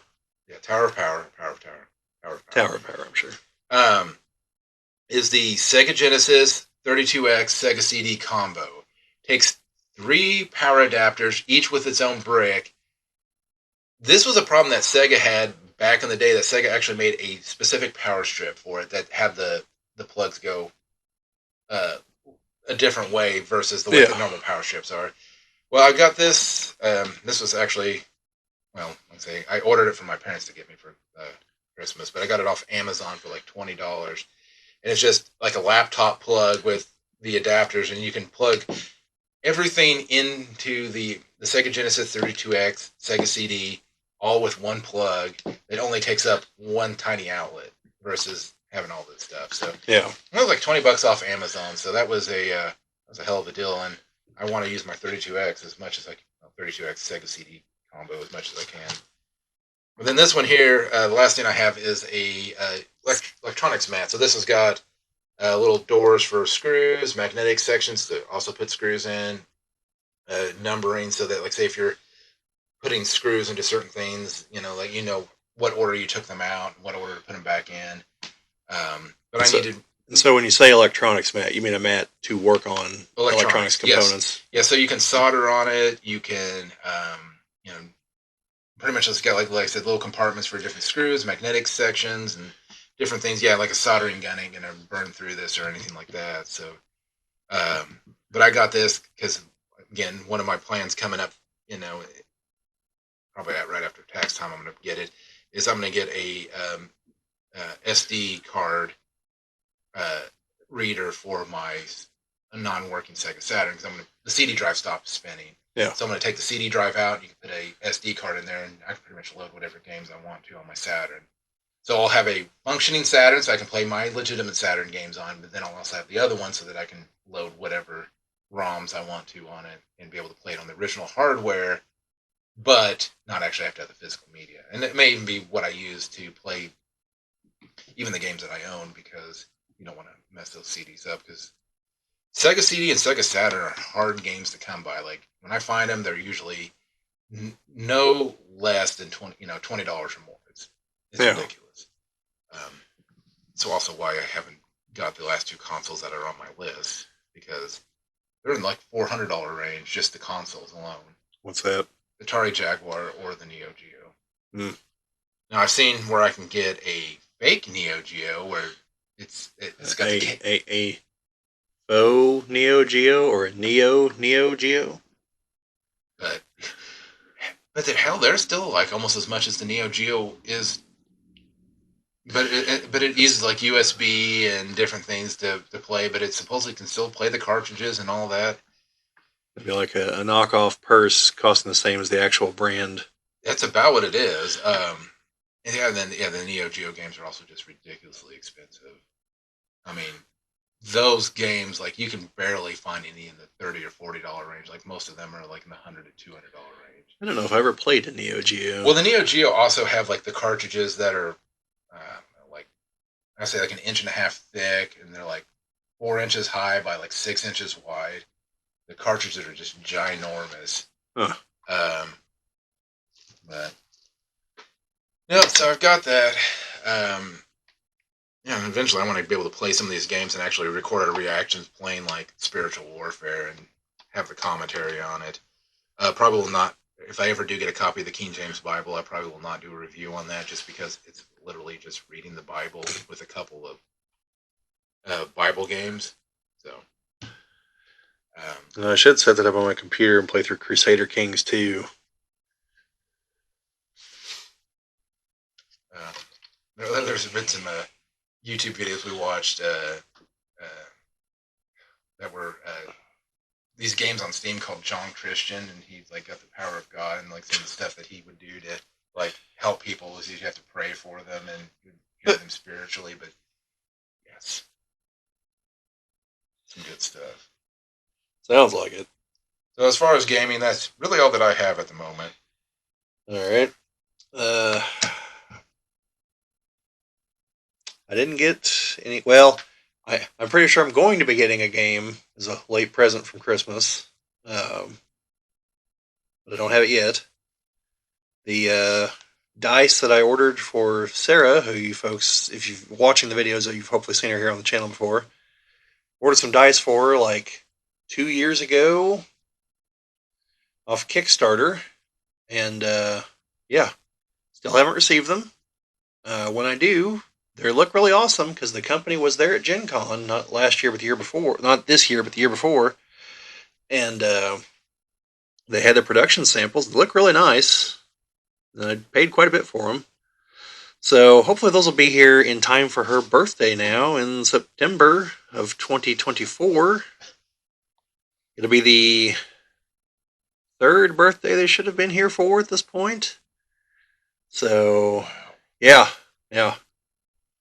Well, the dice, the reason that they're expensive and they're taking so long is each of them they're translucent, and there's a dragon eye inside of them made out of gemstones that has to face like whatever the top number is, like the 20 or the 6, the 8, whatever. And they ran into some issues with them, and then they thought they had it all resolved. They have a container of them here in the U.S., and something like 20 to 30% of them failed the test here in the U.S. as far as like the quality control. So they have put in another order along with their order that they're going to sell on their website, which they've stuck to their guns that they're not doing that until everyone's order's fulfilled. So I'm giving them credit for that. That's the main reason I'm not super pissed off about this. Plus, I've dealt with things on Kickstarter before. Like, I've gotten things 2 years late. It happens. Literally, the only thing I've ever gotten on time were dice. That's it. Like, 2 different batches of dice. One was a month early. Everything else, months, years later than it's supposedly going to be here. But that's just the way it goes on Kickstarter. And I'm actually going to talk a little bit more about that here in a minute. But, so yeah. I'm waiting on those. I did get... Well, we'll address what I did get here in a minute. But no, I don't have anything else on gaming at the moment. So, like I said, the only other things that I got that were of note is I got a Cat Wars poster or a calendar, which is just cats holding lightsabers. Which, with all the cats that stuff already had happened today during filming, probably works. Where the cats go to war here, and then my brother bought me a T-shirt with Meow Wars, so it had more cats holding lightsabers on it.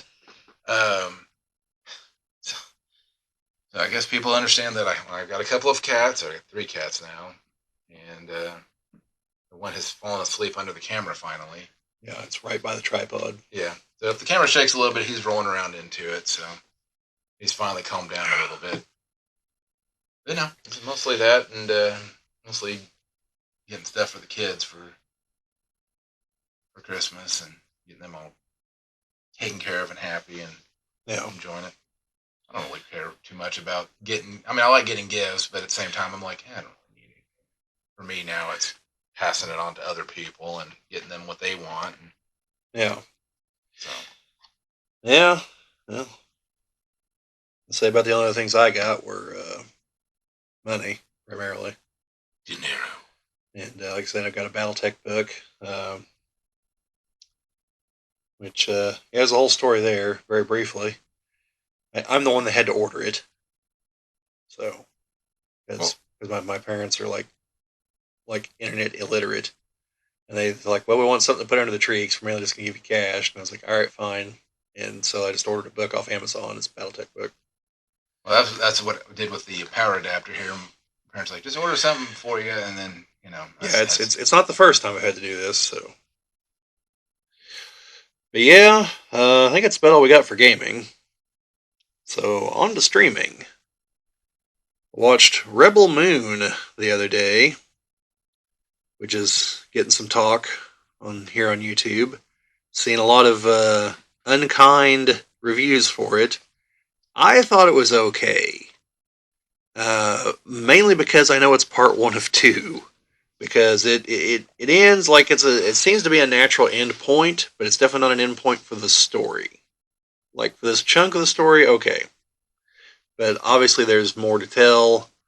Uh, it is you definitely do get the Star Wars vibes from it, but you also get the Warhammer 40k vibes from it. So that's kind of an interesting meeting place of the two. It's a Zack Snyder movie, so you know that there's just like gratuitous slow motion every 5 minutes. Uh, Character arcs that's more of like a novel suggestion than advice he's actually going to take. Things like that. So it looks pretty. Some of the characters were kind of interesting, but yeah, I mean, I'm going to watch part two to see where things go. But it's got its rough spots, you know. I'm not going to lie. If you got an afternoon with nothing else on, go for it. It's on Netflix. Then I also watched The Green Knight, which came out a couple of years ago.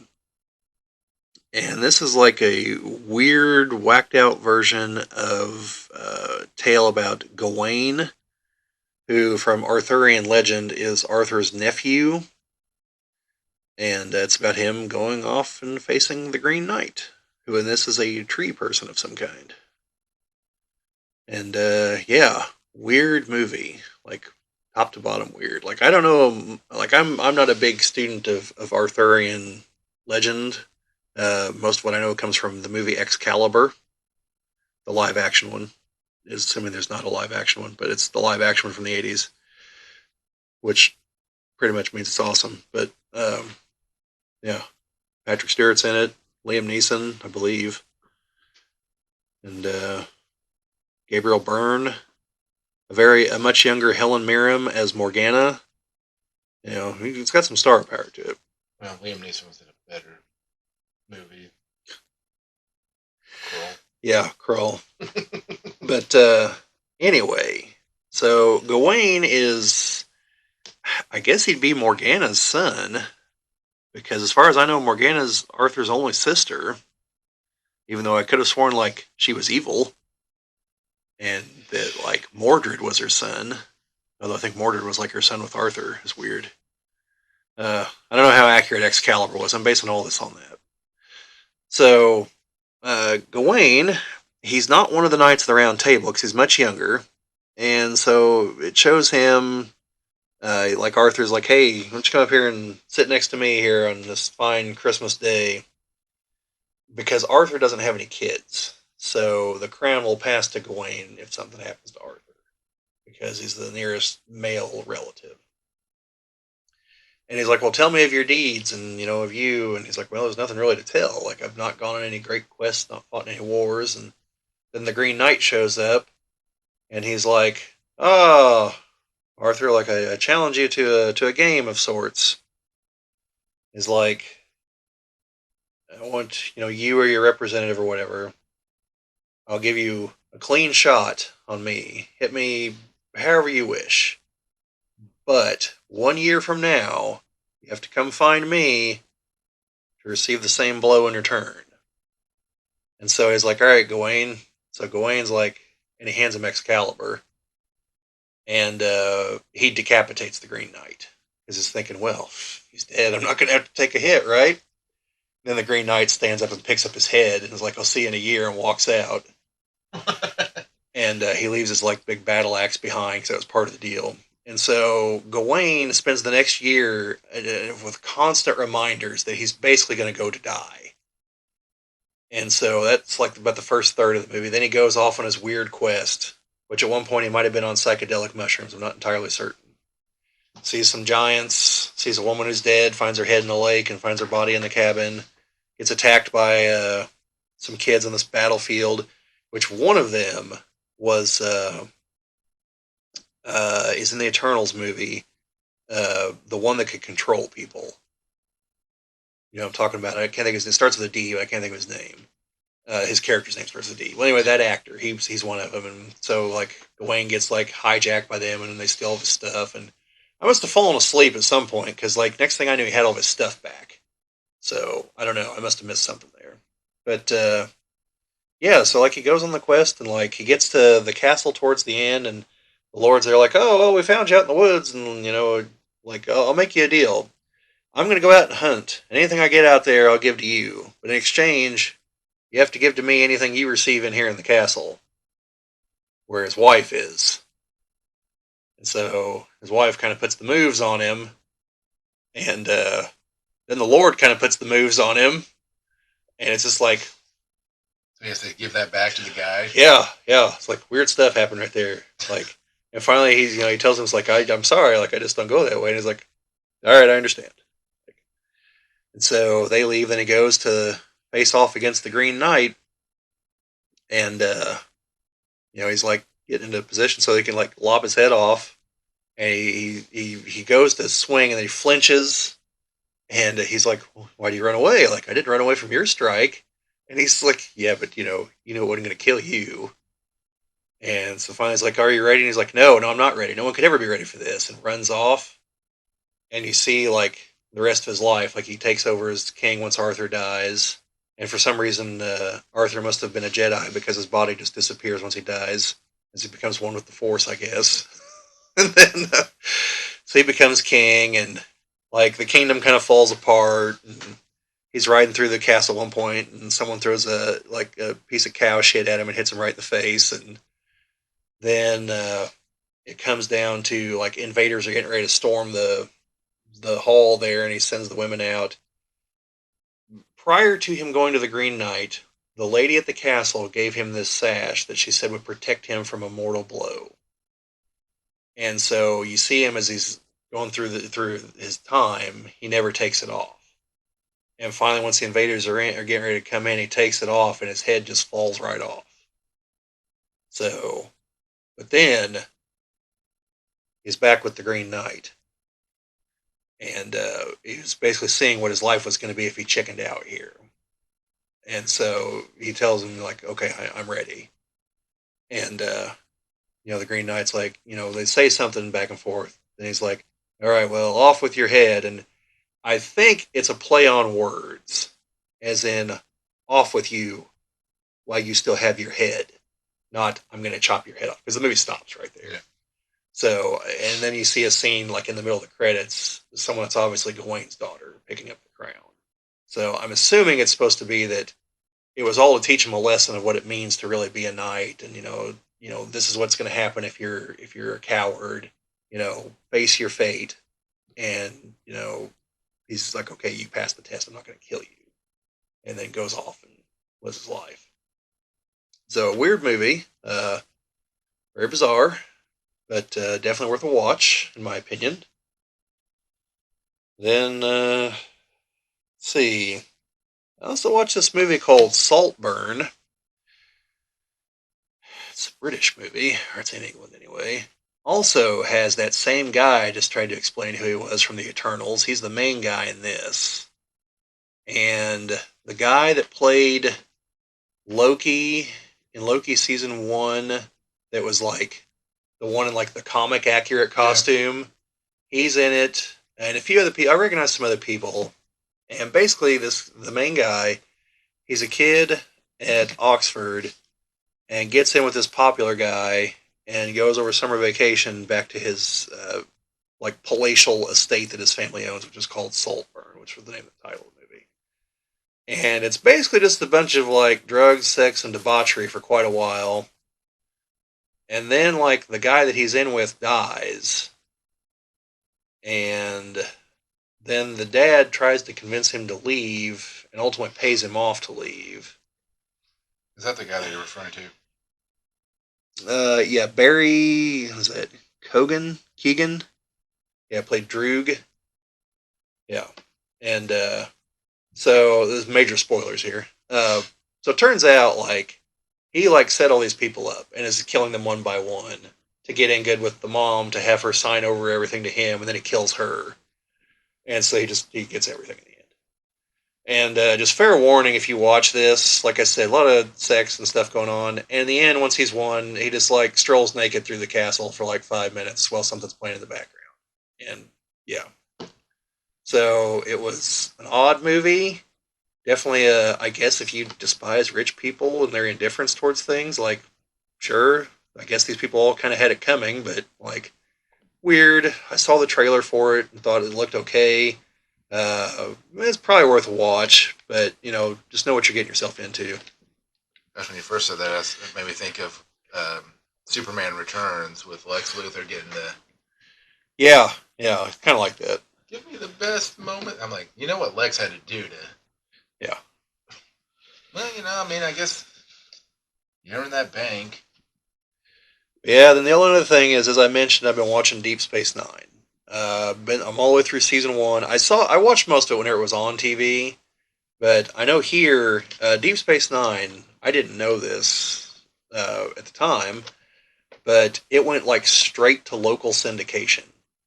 That's why a lot of people didn't see the whole show. Because like around here, we had at least on what I have had to watch it through WGN, which is the channel out of Chicago, which meant that like if there was let's see, be the I don't think it was during football season, so not the Bears, but like if the White Sox. Cubs or White Sox or the Bulls were playing, I'm trying to remember the sports schedule versus the TV schedule here. But in other words, there's like four sports teams that could interrupt the game. And it'd be like, okay, so now it's going to be on like at 3 in the morning on Sunday instead of its usual midnight on Saturday into Sunday. And it was a nightmare trying to watch it sometimes. So there's definitely chunks of the Dominion War I didn't see. So I'm going back to rewatch it. And I'm all the way through season one. I'm on like episode 16 of season two. I'm like, oh, right. Real seasons, not this like Netflix 8 episode crap. So, yeah. But no, rewatching it like this, I've definitely noticed some things. One of my like my how I perceive things in the past versus reality. Uh, One of the things I always wondered was like, why didn't anyone from the other side of the wormhole ever mention the Dominion until they showed up? Well, they do. They've been mentioned 3 or 4 times now in season two. Although not really an explanation of what they are. I think that happens in the final episode of season two, and then season three onward is the Dominion War, which is the real heart of the show. But just some things I've noticed. Like Garrick is only in one episode in the first season, unless I missed him someplace else, and that's the third episode. And he's like one of the reasons to watch the show. There's definitely, like I mentioned earlier, a lot of dealing with like the effects of an occupation and a near genocide, and now having to try to make peace with the other side, and there's a lot of things to do with that, and it's pretty well done. And seeing people on both sides that are like not what you think they are, but also you've got Avery Brooks, who at the time was the first black commander, because he's not a captain at the start; he's a commander. So, And he is also a Indiana native, very close to Evansville, is where he's from. oh, Avery Brooks is. Hmm. Huh. I was actually just looking that up because yeah, it says that he's 75. Yeah, I would wish he'd show up at Comic Con. I'd definitely get his autograph because even though like I hate to say this, he's tied for second of my favorite captains because Kirk's number one, but he's tied with Picard for second in my opinion. So I mean, I don't think Kate Mulgrew was bad as a no, captain. I'm not saying she was bad. I'm not saying that Scott Bakula was bad or anything, but like you know, I think they should have made a show where Scotty beams Scott Bakula's dog in. yeah, had that be a plot point in one of the the new Trek movies. Yeah. Supposedly, there's still talks about making a fourth. I keep one. hearing they're going to make a fourth one, but I mean, I liked Chris Pine as. yeah, I like most of the people as the characters. So, but no, like as far as Deep Space Nine, like the other thing was it did like at the time watching it, it never clicked, but rewatching it, none of the other captains have family members on board, and he's a single father trying to raise his son, and that's definitely a very unique dynamic. And having to deal with the fact his son is friends with Nog, who initially he's really like, no, he's a dirty Ferengi, don't be friends with him. But then he comes up and sees Jake teaching Nog how to read, and he's like, all right, I'm not going to try to break these two up. Like, he's doing a good thing. Nog's going along with it. Maybe there's and ultimately it does pay off because I've seen enough of the rest of the show to know that Nog eventually joins Starfleet and everything. And I was just there thinking that even though, I mean, obviously Deep Space Nine is mostly contained to a station, that they have aspects of all the other shows in there because they have quirks for their 10 forward. yep, Um, you've got, I mean, obviously you still got the command bridge, which is, you know, engineering is just everywhere. I mean, there's not a central engineering on that entire station. Like, yeah, there's one of the few things that I was just kind of as we were watching. It's like at some point you'd think someone from the Federation would have been like, we just need to like overhaul the computer system here, because otherwise O'Brien, you're gonna be doing this till the day you die. Like this system is just well, screwed. I mean, you have that, and you still have like where like some of the Cardassian protocols can still be initiated somehow, and Yeah, well, in the first season they come across that the Bajorans put a weapon on board, a bio weapon, and it triggers and like starts putting things into the replicators, and like so people like it becomes like the Tower of Babel, like they can't speak and write correctly, and and that was the Bajorans. But I know there's the future episode I haven't got to yet where the anti Cardassian thing kicks in and starts trying to kill everybody. But yeah, you got those. Even though Quark is a Ferengi, even at this point in the show, you can tell that he has weak spots for people. That he's not completely, it's 100% about profit. Like, he definitely relents on a lot of things that you wouldn't expect a Ferengi to relent to. And in the beginning of season 2, there's that 3-episode arc where there's the near civil war on Bajor. And he comes to Odo and he's like, we have to leave. He doesn't say, I have to leave. He's trying to tell Odo, you have to leave too. It's the guy that's supposed to be his nemesis, and he's like, and he's trying to tell him like this is going to be bad for you too, Odo. Like you wouldn't expect that. So even at this point, he's already to the point of he kind of considers Odo a friend almost, but not quite. So I do like the episodes when they get the Grand Nagus on there. he's been in there a couple times already. Yeah. I don't know his voice. Oh, I don't think of the actor that plays him. Oh, it's no, I had it, but he's the guy in the Princess Bride, Yeah. the Vanzini, the mastermind. Yeah, it's him. It's Wallace Shawn, I think is his name. Yeah, the voice in that just like nails on a chalkboard, but it's Yeah, yeah, because I'm past the episode where they're trying to get something in the Delta Quadrant, and is it the Delta Quadrant or the Gamma Quadrant? I don't know. It's not the Alpha Quadrant, but I think it's the Delta Quadrant. No, I think the Delta Quadrant's where the Voyager wound up. I think it's the Gamma Quadrant. But they're negotiating with them over there, and it turns out that the Ferengi that's been helping Quark is a woman. In a Ferengi culture, they're not allowed to engage in business practices and any of that stuff. So she had to disguise herself as a male Ferengi, which means she had to make her ears a lot larger. But she also actually fell in love with Quark. And yeah, like at the end of that episode, you see again what I was talking Gamma about. Quadrant. Yeah, you see again what I was talking about, where the Nagus is wanting to do something against her, and Quark steps in and is like, "No, you're not going to do that," even though it's going to cost him all kinds of money. And he sticks up for her, and the way he does it is kind of reminding the Nagus, like, "Well, if I'm going to go down for consorting with her, you took her advice too, buddy. Like, you're going to as well." And the Nagus is like, "All right, let's just not talk about this ever again." He's like, "All right." Well, I think they also complained the fact that she wore clothes. Well, yeah, in Ferengi culture, Ferengi women aren't allowed to. So, but yeah, there's like I said, there's spots where you see that Quark is not 100% driven by profit. Like the front, he makes like 90% probably, but he has those soft spots, and eventually they come through more towards the end of the show. Did they ever address where the Starfleet gets their gold press latinum to pay for stuff like Quark? Because I'm pretty sure they have to buy their drinks. Yeah, I'm assuming that. I think because they're an outpost on the edge, because they're still dealing with commerce, that they're given a stipend. Except for Dax, she's just winning it at the Dabo tables and stuff because she's really good at gambling, apparently. But yeah, watching it, I've also gotten several ideas for if we ever get around to our franchise fixes for Star Trek, like shows they could do. Like it wouldn't take anything to make a show about one of the Trills and like follow different hosts for them. I'd definitely like to see a show set during the war with the Cardassians because like it looms large over the next generation and this, but we never actually see the war. And I'd like to see that. You know, those are just a couple of ideas. I got several others, but yeah.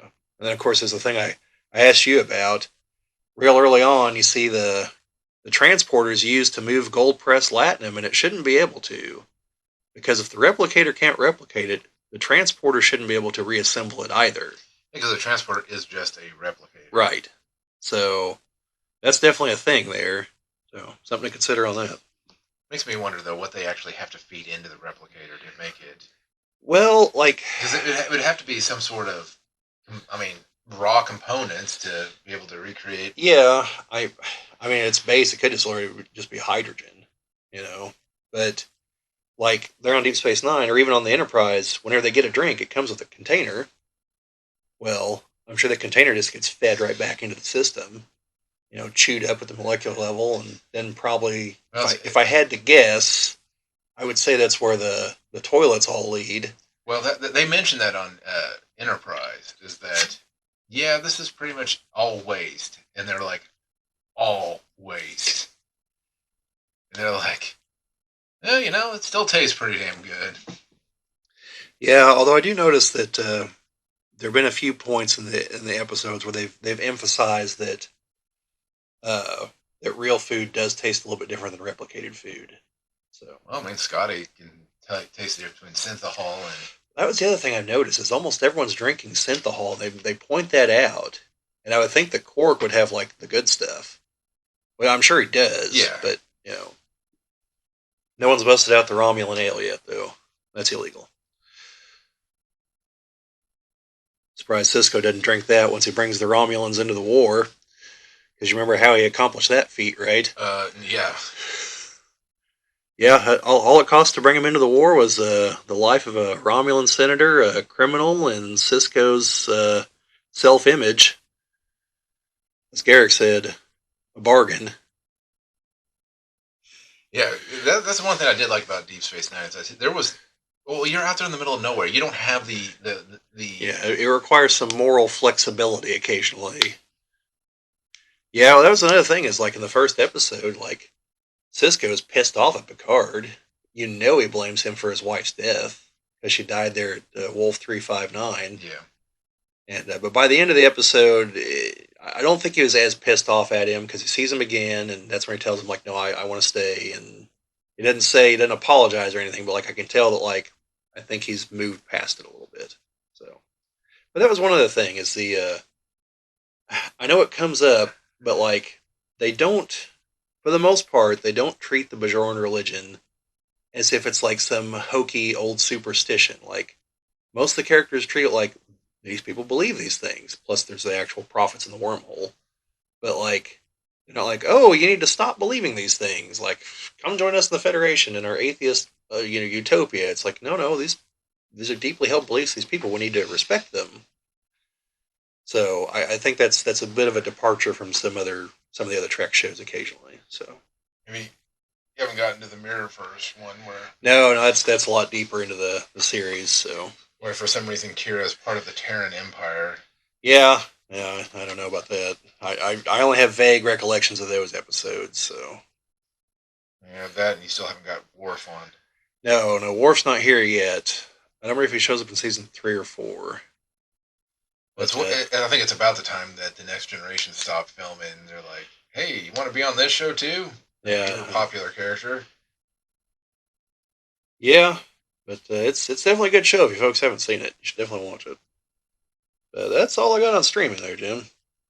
Yeah, so the only thing I've been streaming recently has just been some YouTube channels. Chilling Scares YouTube channel, which is like, like the clickbaity titles is like disturbing things caught on home cameras or Yeah. ring doorbells, and it's like, I know you're on it is kind of creepy when you have like some drugged out person like ringing and trying to smash your door in Yeah. because they don't realize where they're at. But really haven't had a whole lot of time to stream a whole bunch of anything else. Usually I like to stream stuff while I'm working, and I've been off.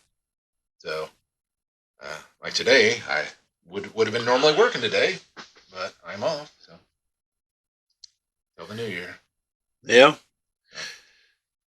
Um, now as far as the anything on the miscellaneous front, like I said, Well, if we're done, I want to throw something else in here real quick, Jim, if you don't mind. sure. So there's not really another great place to put this, and this is not going to be an ongoing thing. It's just going to whenever it pops up sporadically. I could just put it under miscellaneous, but it should probably have its own thing, and that is crowdfunding stuff, where we're going to mention like crowdfunding things we're interested in, or if we've received the goods from crowdfunding things we backed, stuff like that. It's not going to be in every podcast because there's not enough material, more than likely. But it will go here towards the end, just before miscellaneous. And yeah, so I did in fact receive two things that I backed on Kickstarter here just in the last couple days. I got my physical copy of the Shadow Dark RPG, the main book for it. So once I get a chance to read through it, I'm definitely gonna do a video about it. I've got a bunch of the PDFs as well, but the physical, I prefer reading the physical books. And so it showed up. It looks good. It's like novel sized, thick novel instead of like the giant books like the Wizards of the Coast books for D&D, which that was different. I didn't expect that, but it looks like a good book. And if I recall correctly, the actual rules themselves, if you just want to jump in, are only like 4 pages. The rest is bits and pieces. So, but it's an attempt to make an OSR like product. So old school Renaissance, old school Revival, depending on which option you go with. So it's more like first and second edition D&D. So it's a considerably deadlier version of the game as far as for your characters. And then the other thing is I got my dice that I backed, which I'll show them here on the camera for those of you who are actually watching. And Jim will appreciate the container that they go in. It's an NES cartridge. Yeah. Yeah, these are the one-up dice from, I should know the name of the company, Infinite Black. And I'll probably actually do a video at some point on these, because like I said, it's a real cool looking container. There's a bunch of little other stuff that came with it, dice and coins and stuff. But these also showed up the other day. And I've got some other dice from this company. I like their dice, like their style. And they do frequent Kickstarter things. So we'll do the review at some point. But and I'll try to put the websites, the links for both of these, because even though the campaigns are long since over, they will link you to their actual websites and everything. Now these, for the next little bit, won't be. Some of these are on the Infinite Black website for sale. Some aren't because they're not completely through with distribution, and they're also one of those people that do actually honor that whole like we're not going to sell them until everyone has them. So just some things that showed up. As I mentioned earlier, I'm still waiting on dice from like 2.5 years ago. Once I get those, I'll show them to you too, because they look spectacular. And then the next thing I'll probably be receiving will probably be the stuff from the last BattleTech Kickstarter, which, based on the last update, they are still expecting to actually ship in the first half of the coming year. So if that's the case, that'll be great, because that'll be, on schedule, and things look like they're going to be on schedule. So, but yeah, don't have any ones that I'm currently watching that I think are spectacular. I'm probably going to late pledge into the Terraforming Mars, most recent one, to get some more expansions. It's an awesome game. So I don't think I'm watching anything else at the moment. Jim, you don't really go in for the crowdfunding a whole lot, do you? No, because I mean most of the stuff I tend to like is vintage. So I mean obviously not steel. I do like the fact that they are making retro games that are new or that work on the older consoles. Yeah, Um, I've seen a few that have the cartridges and everything. Yeah. and I think I think that's great. I would like to see more companies come back and start making games for these older consoles. And the thing is that even if you don't have the older consoles, there's so many companies that make retro consoles that you can still play these things on. Yeah. Um, I mean, because I don't know, like I mean, I've got a PS4. I don't have any of the newer systems right now, and I mean, I like to get into a few of those because I think they tell really great stories on those. But I've looked back, like I said, it's like something like Super Metroid, and see how they told a story there, and I don't know. I find it a little more creepy when you just don't know what the hell is going on versus having all this exposition that's being told. I don't know. I get lost in the newer games. I'm not very good. I'm not going to be playing Dark Souls and being like, parrying crap. I don't have the skills to do that. I'd rather be playing some Ninja Gaiden that I'll never beat, but still continuously want to get in there and try the first few levels, get beat, go back, try it again. Um, actually, get into actually playing some of the games. Like I bought some games recently because like, oh, I see somebody do a review on them, and I go and buy them. And half the time, by the time I buy them, I get them right after like someone releases a video. Then shortly after that, like the Yeah. prices Yeah. skyrocket because if they're a popular enough YouTuber, people see it, they're like, oh, that's cool, and then prices go up. So Oh yeah. Yeah, I've seen that with like oh well, like the Marvel Legends figures, and not the ones you'd think, but like for the Sentinels. Apparently, there's some company in Mexico making knockoffs of some of them, and they're kind of cobbled together from some different figures, and they're not quite painted just right coloration, but they're close. And they're like $10 in Mexico. The ones here that people brought across the border put on eBay, they want like 70, $80 for them, and no one would even know about these if like the main Marvel Legends Reddit forum if someone hadn't posted pictures. And yeah, like very shortly after that, they started showing up on eBay, and the prices just started escalating. And it's like, guys, we know these are knockoffs that you're getting for like pesos. Like, come on now. well, and one of the Black Series figures that I got for Owen, I guarantee, was a probably legitimately made, but I guarantee it was not through legit channels that it was purchased through. Yeah, I mean, I guess it's technically legit. I mean, I did pay money for a company to send it to me. Um, that's all I know. But I mean, it came with no box, no nothing, but it was still wrapped in plastic. So yeah. Well, there's like those ones I had you order for me, like the Vampire Jubilee. She was a build a figure from a Toys R Us exclusive wave, if I remember right. So she goes for like 100 some odd dollars, or it was like $20 off of Alibaba or whatever one it was, AliExpress. AliExpress, and like maybe it's a knockoff. I don't know. It probably Well, is, the one I got but was like the parts that are supposed to look right. So I don't care. the Darth Nihilus. Um, individually goes between 60 to $80. In the box, it's over 100. It's like 120, 150, somewhere in there. On AliExpress, I got it for $40. It has the Hasbro stamp on its foot. Yeah, I'm assuming like those I think are made from legit parts.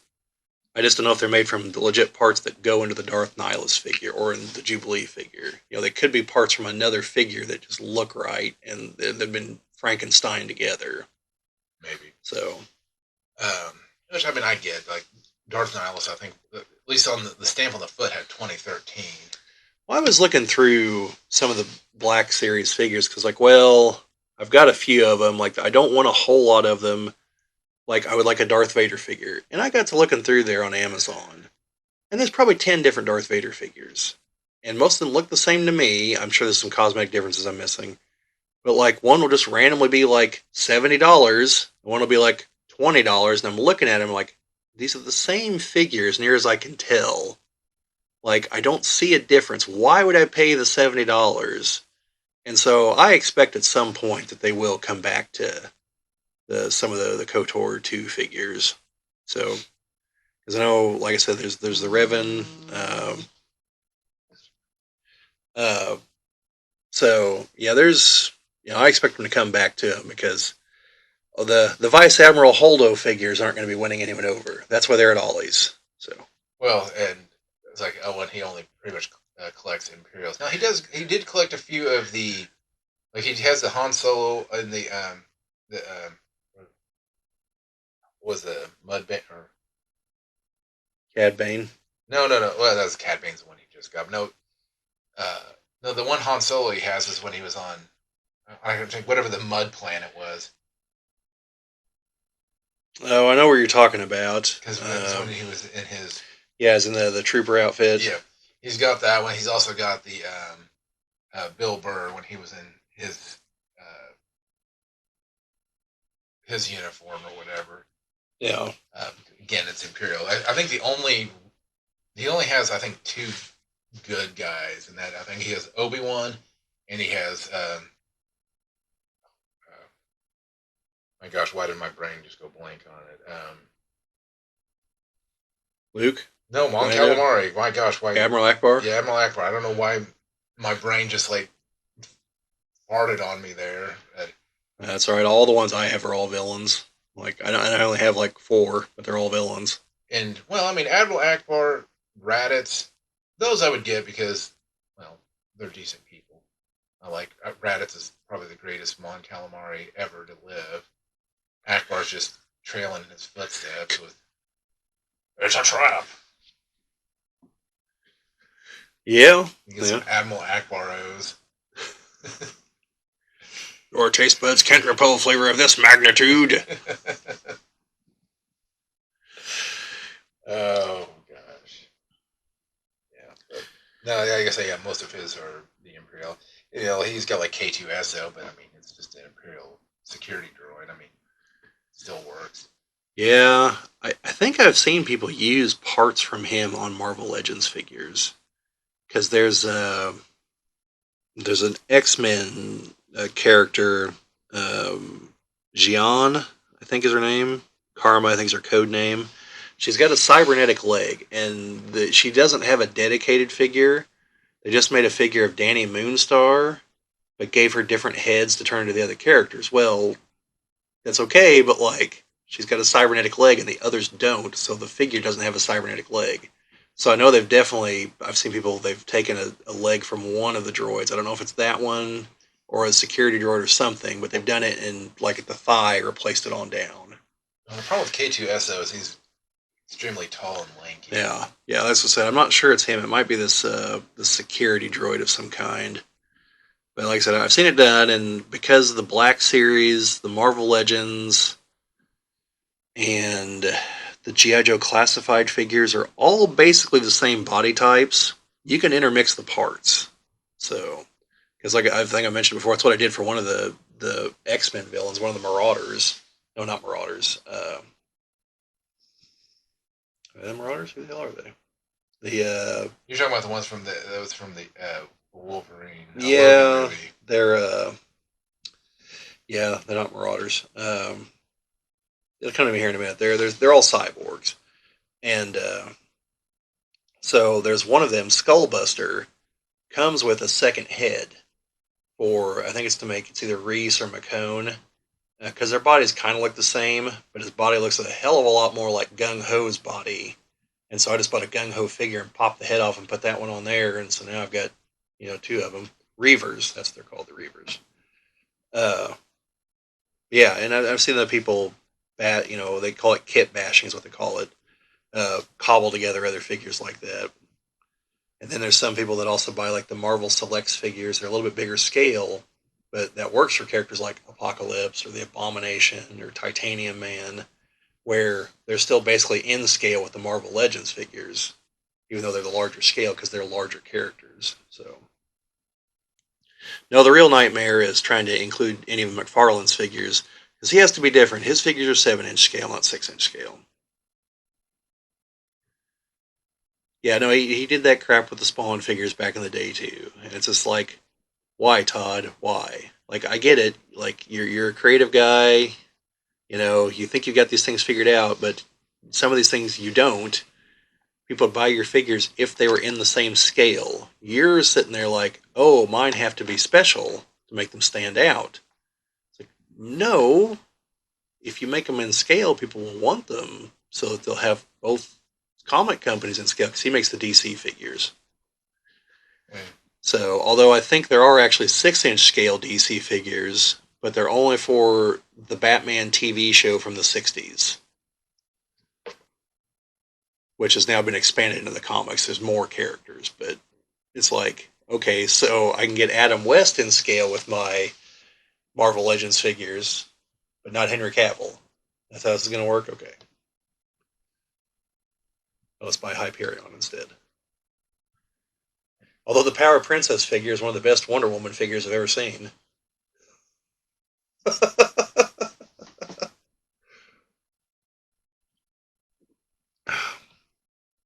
But yeah, that's about all I got, Jim. I don't think I got anything under miscellaneous.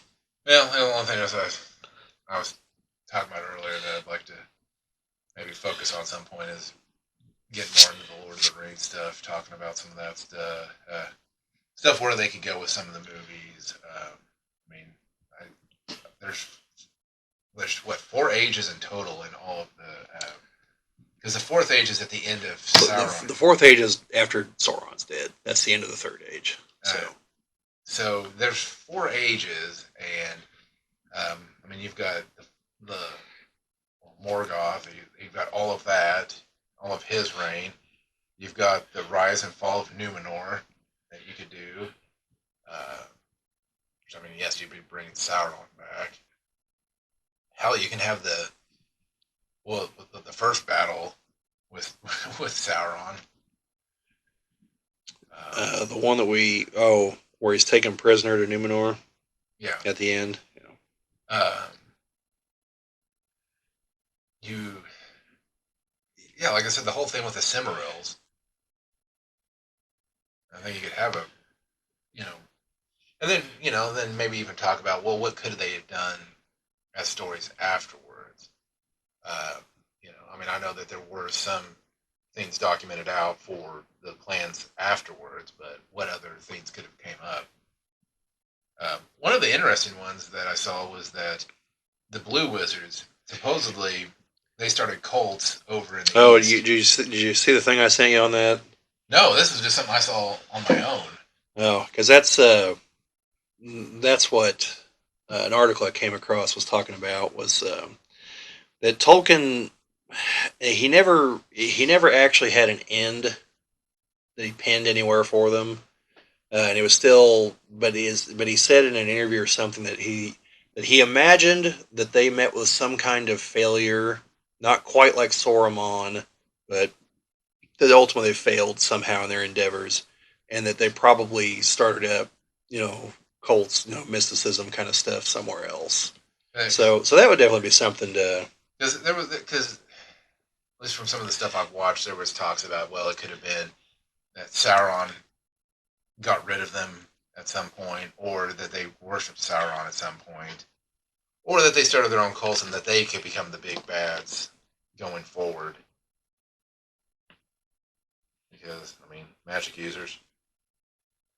Yeah, I guess. I guess out of all of the wizards, the only one that actually completed their mission was Gandalf. Yeah. That Radagast just was like, I love the animals too much. I'm just going to go tend to the animals. And I've watched some stuff that one, Radagast never really had that big of a part in either movie or either series, I should say. The part he played in the movies was way bigger than the part he actually played in the books. Yeah. And the fact that Legolas was in The Hobbit, but they said, well, technically he probably would have been. Well, I mean that's the realm he's from. Like his dad. In theory, there's nothing saying he wasn't there, but him being there is an addition to the canon. It's not him being active like that is an addition to the canon. But then again, so is it Toriel? Is that her name? Just her entire existence is an addition to the canon. So. Which I get it. I mean, people liked Orlando Bloom as Legolas. Why not put some star power into it? But I don't know why they made The Hobbit into 3 books. I mean, or 3 movies instead of 1, or instead of maybe 2 movies. That was the only thing I really didn't care about watching the Hobbit trilogies. It's like it was so drug out. But hey, you got Stephen Colbert there as a spy. Yeah. Ooh. Not funny at all. Like I think he used to be, but I think it was much funnier whenever he was a parody of Bill O'Reilly. Like, I thought that was legitimately funny. I'm like that O'Reilly was, aware of and okay with the joke whenever he'd go on there. well, that and I mean, I think a few people like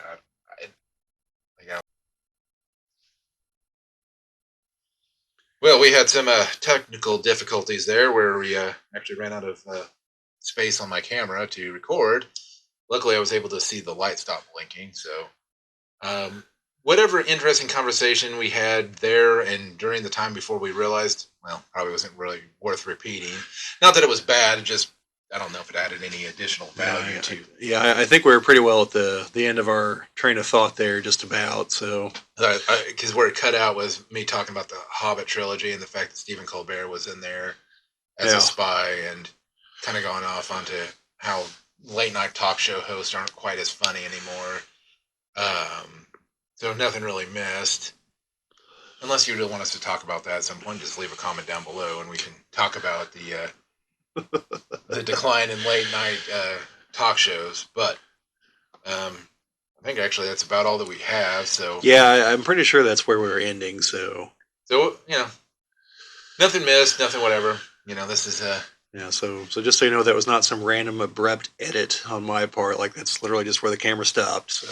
So not a problem of the feline variety, surprisingly, but yeah. It sounded like the audio was working pretty good. I need to be more self conscious about me talking more into the mic and not dropping my voice or mumbling. well, I have to assume that's why people wear headphones whenever they record like this, so they can actually hear themselves, and so they know. That's my assumption. Since we're not wearing headphones, I don't know, but I'm assuming that's why people do it. Plus, to also make sure it's actually recording, so they don't record like a 2 hour video and be like, "Oh, hey, where's the audio?" Oh yeah, we done that before. We did that before. Yeah, and in the early days, Chad and I managed. I don't know, it wasn't a very long video, but at the end, it was like, so my camera took a picture. It's like, Jesus Christ. So well. So yeah. But just anyway, folks, I think we're pretty well done there. So, anyways, this will conclude this meeting of the Geek Cabal, and yeah, we'll see you in 2024 in episode number 20. So, yes. good. All right, so see you folks in the future. All right, see you.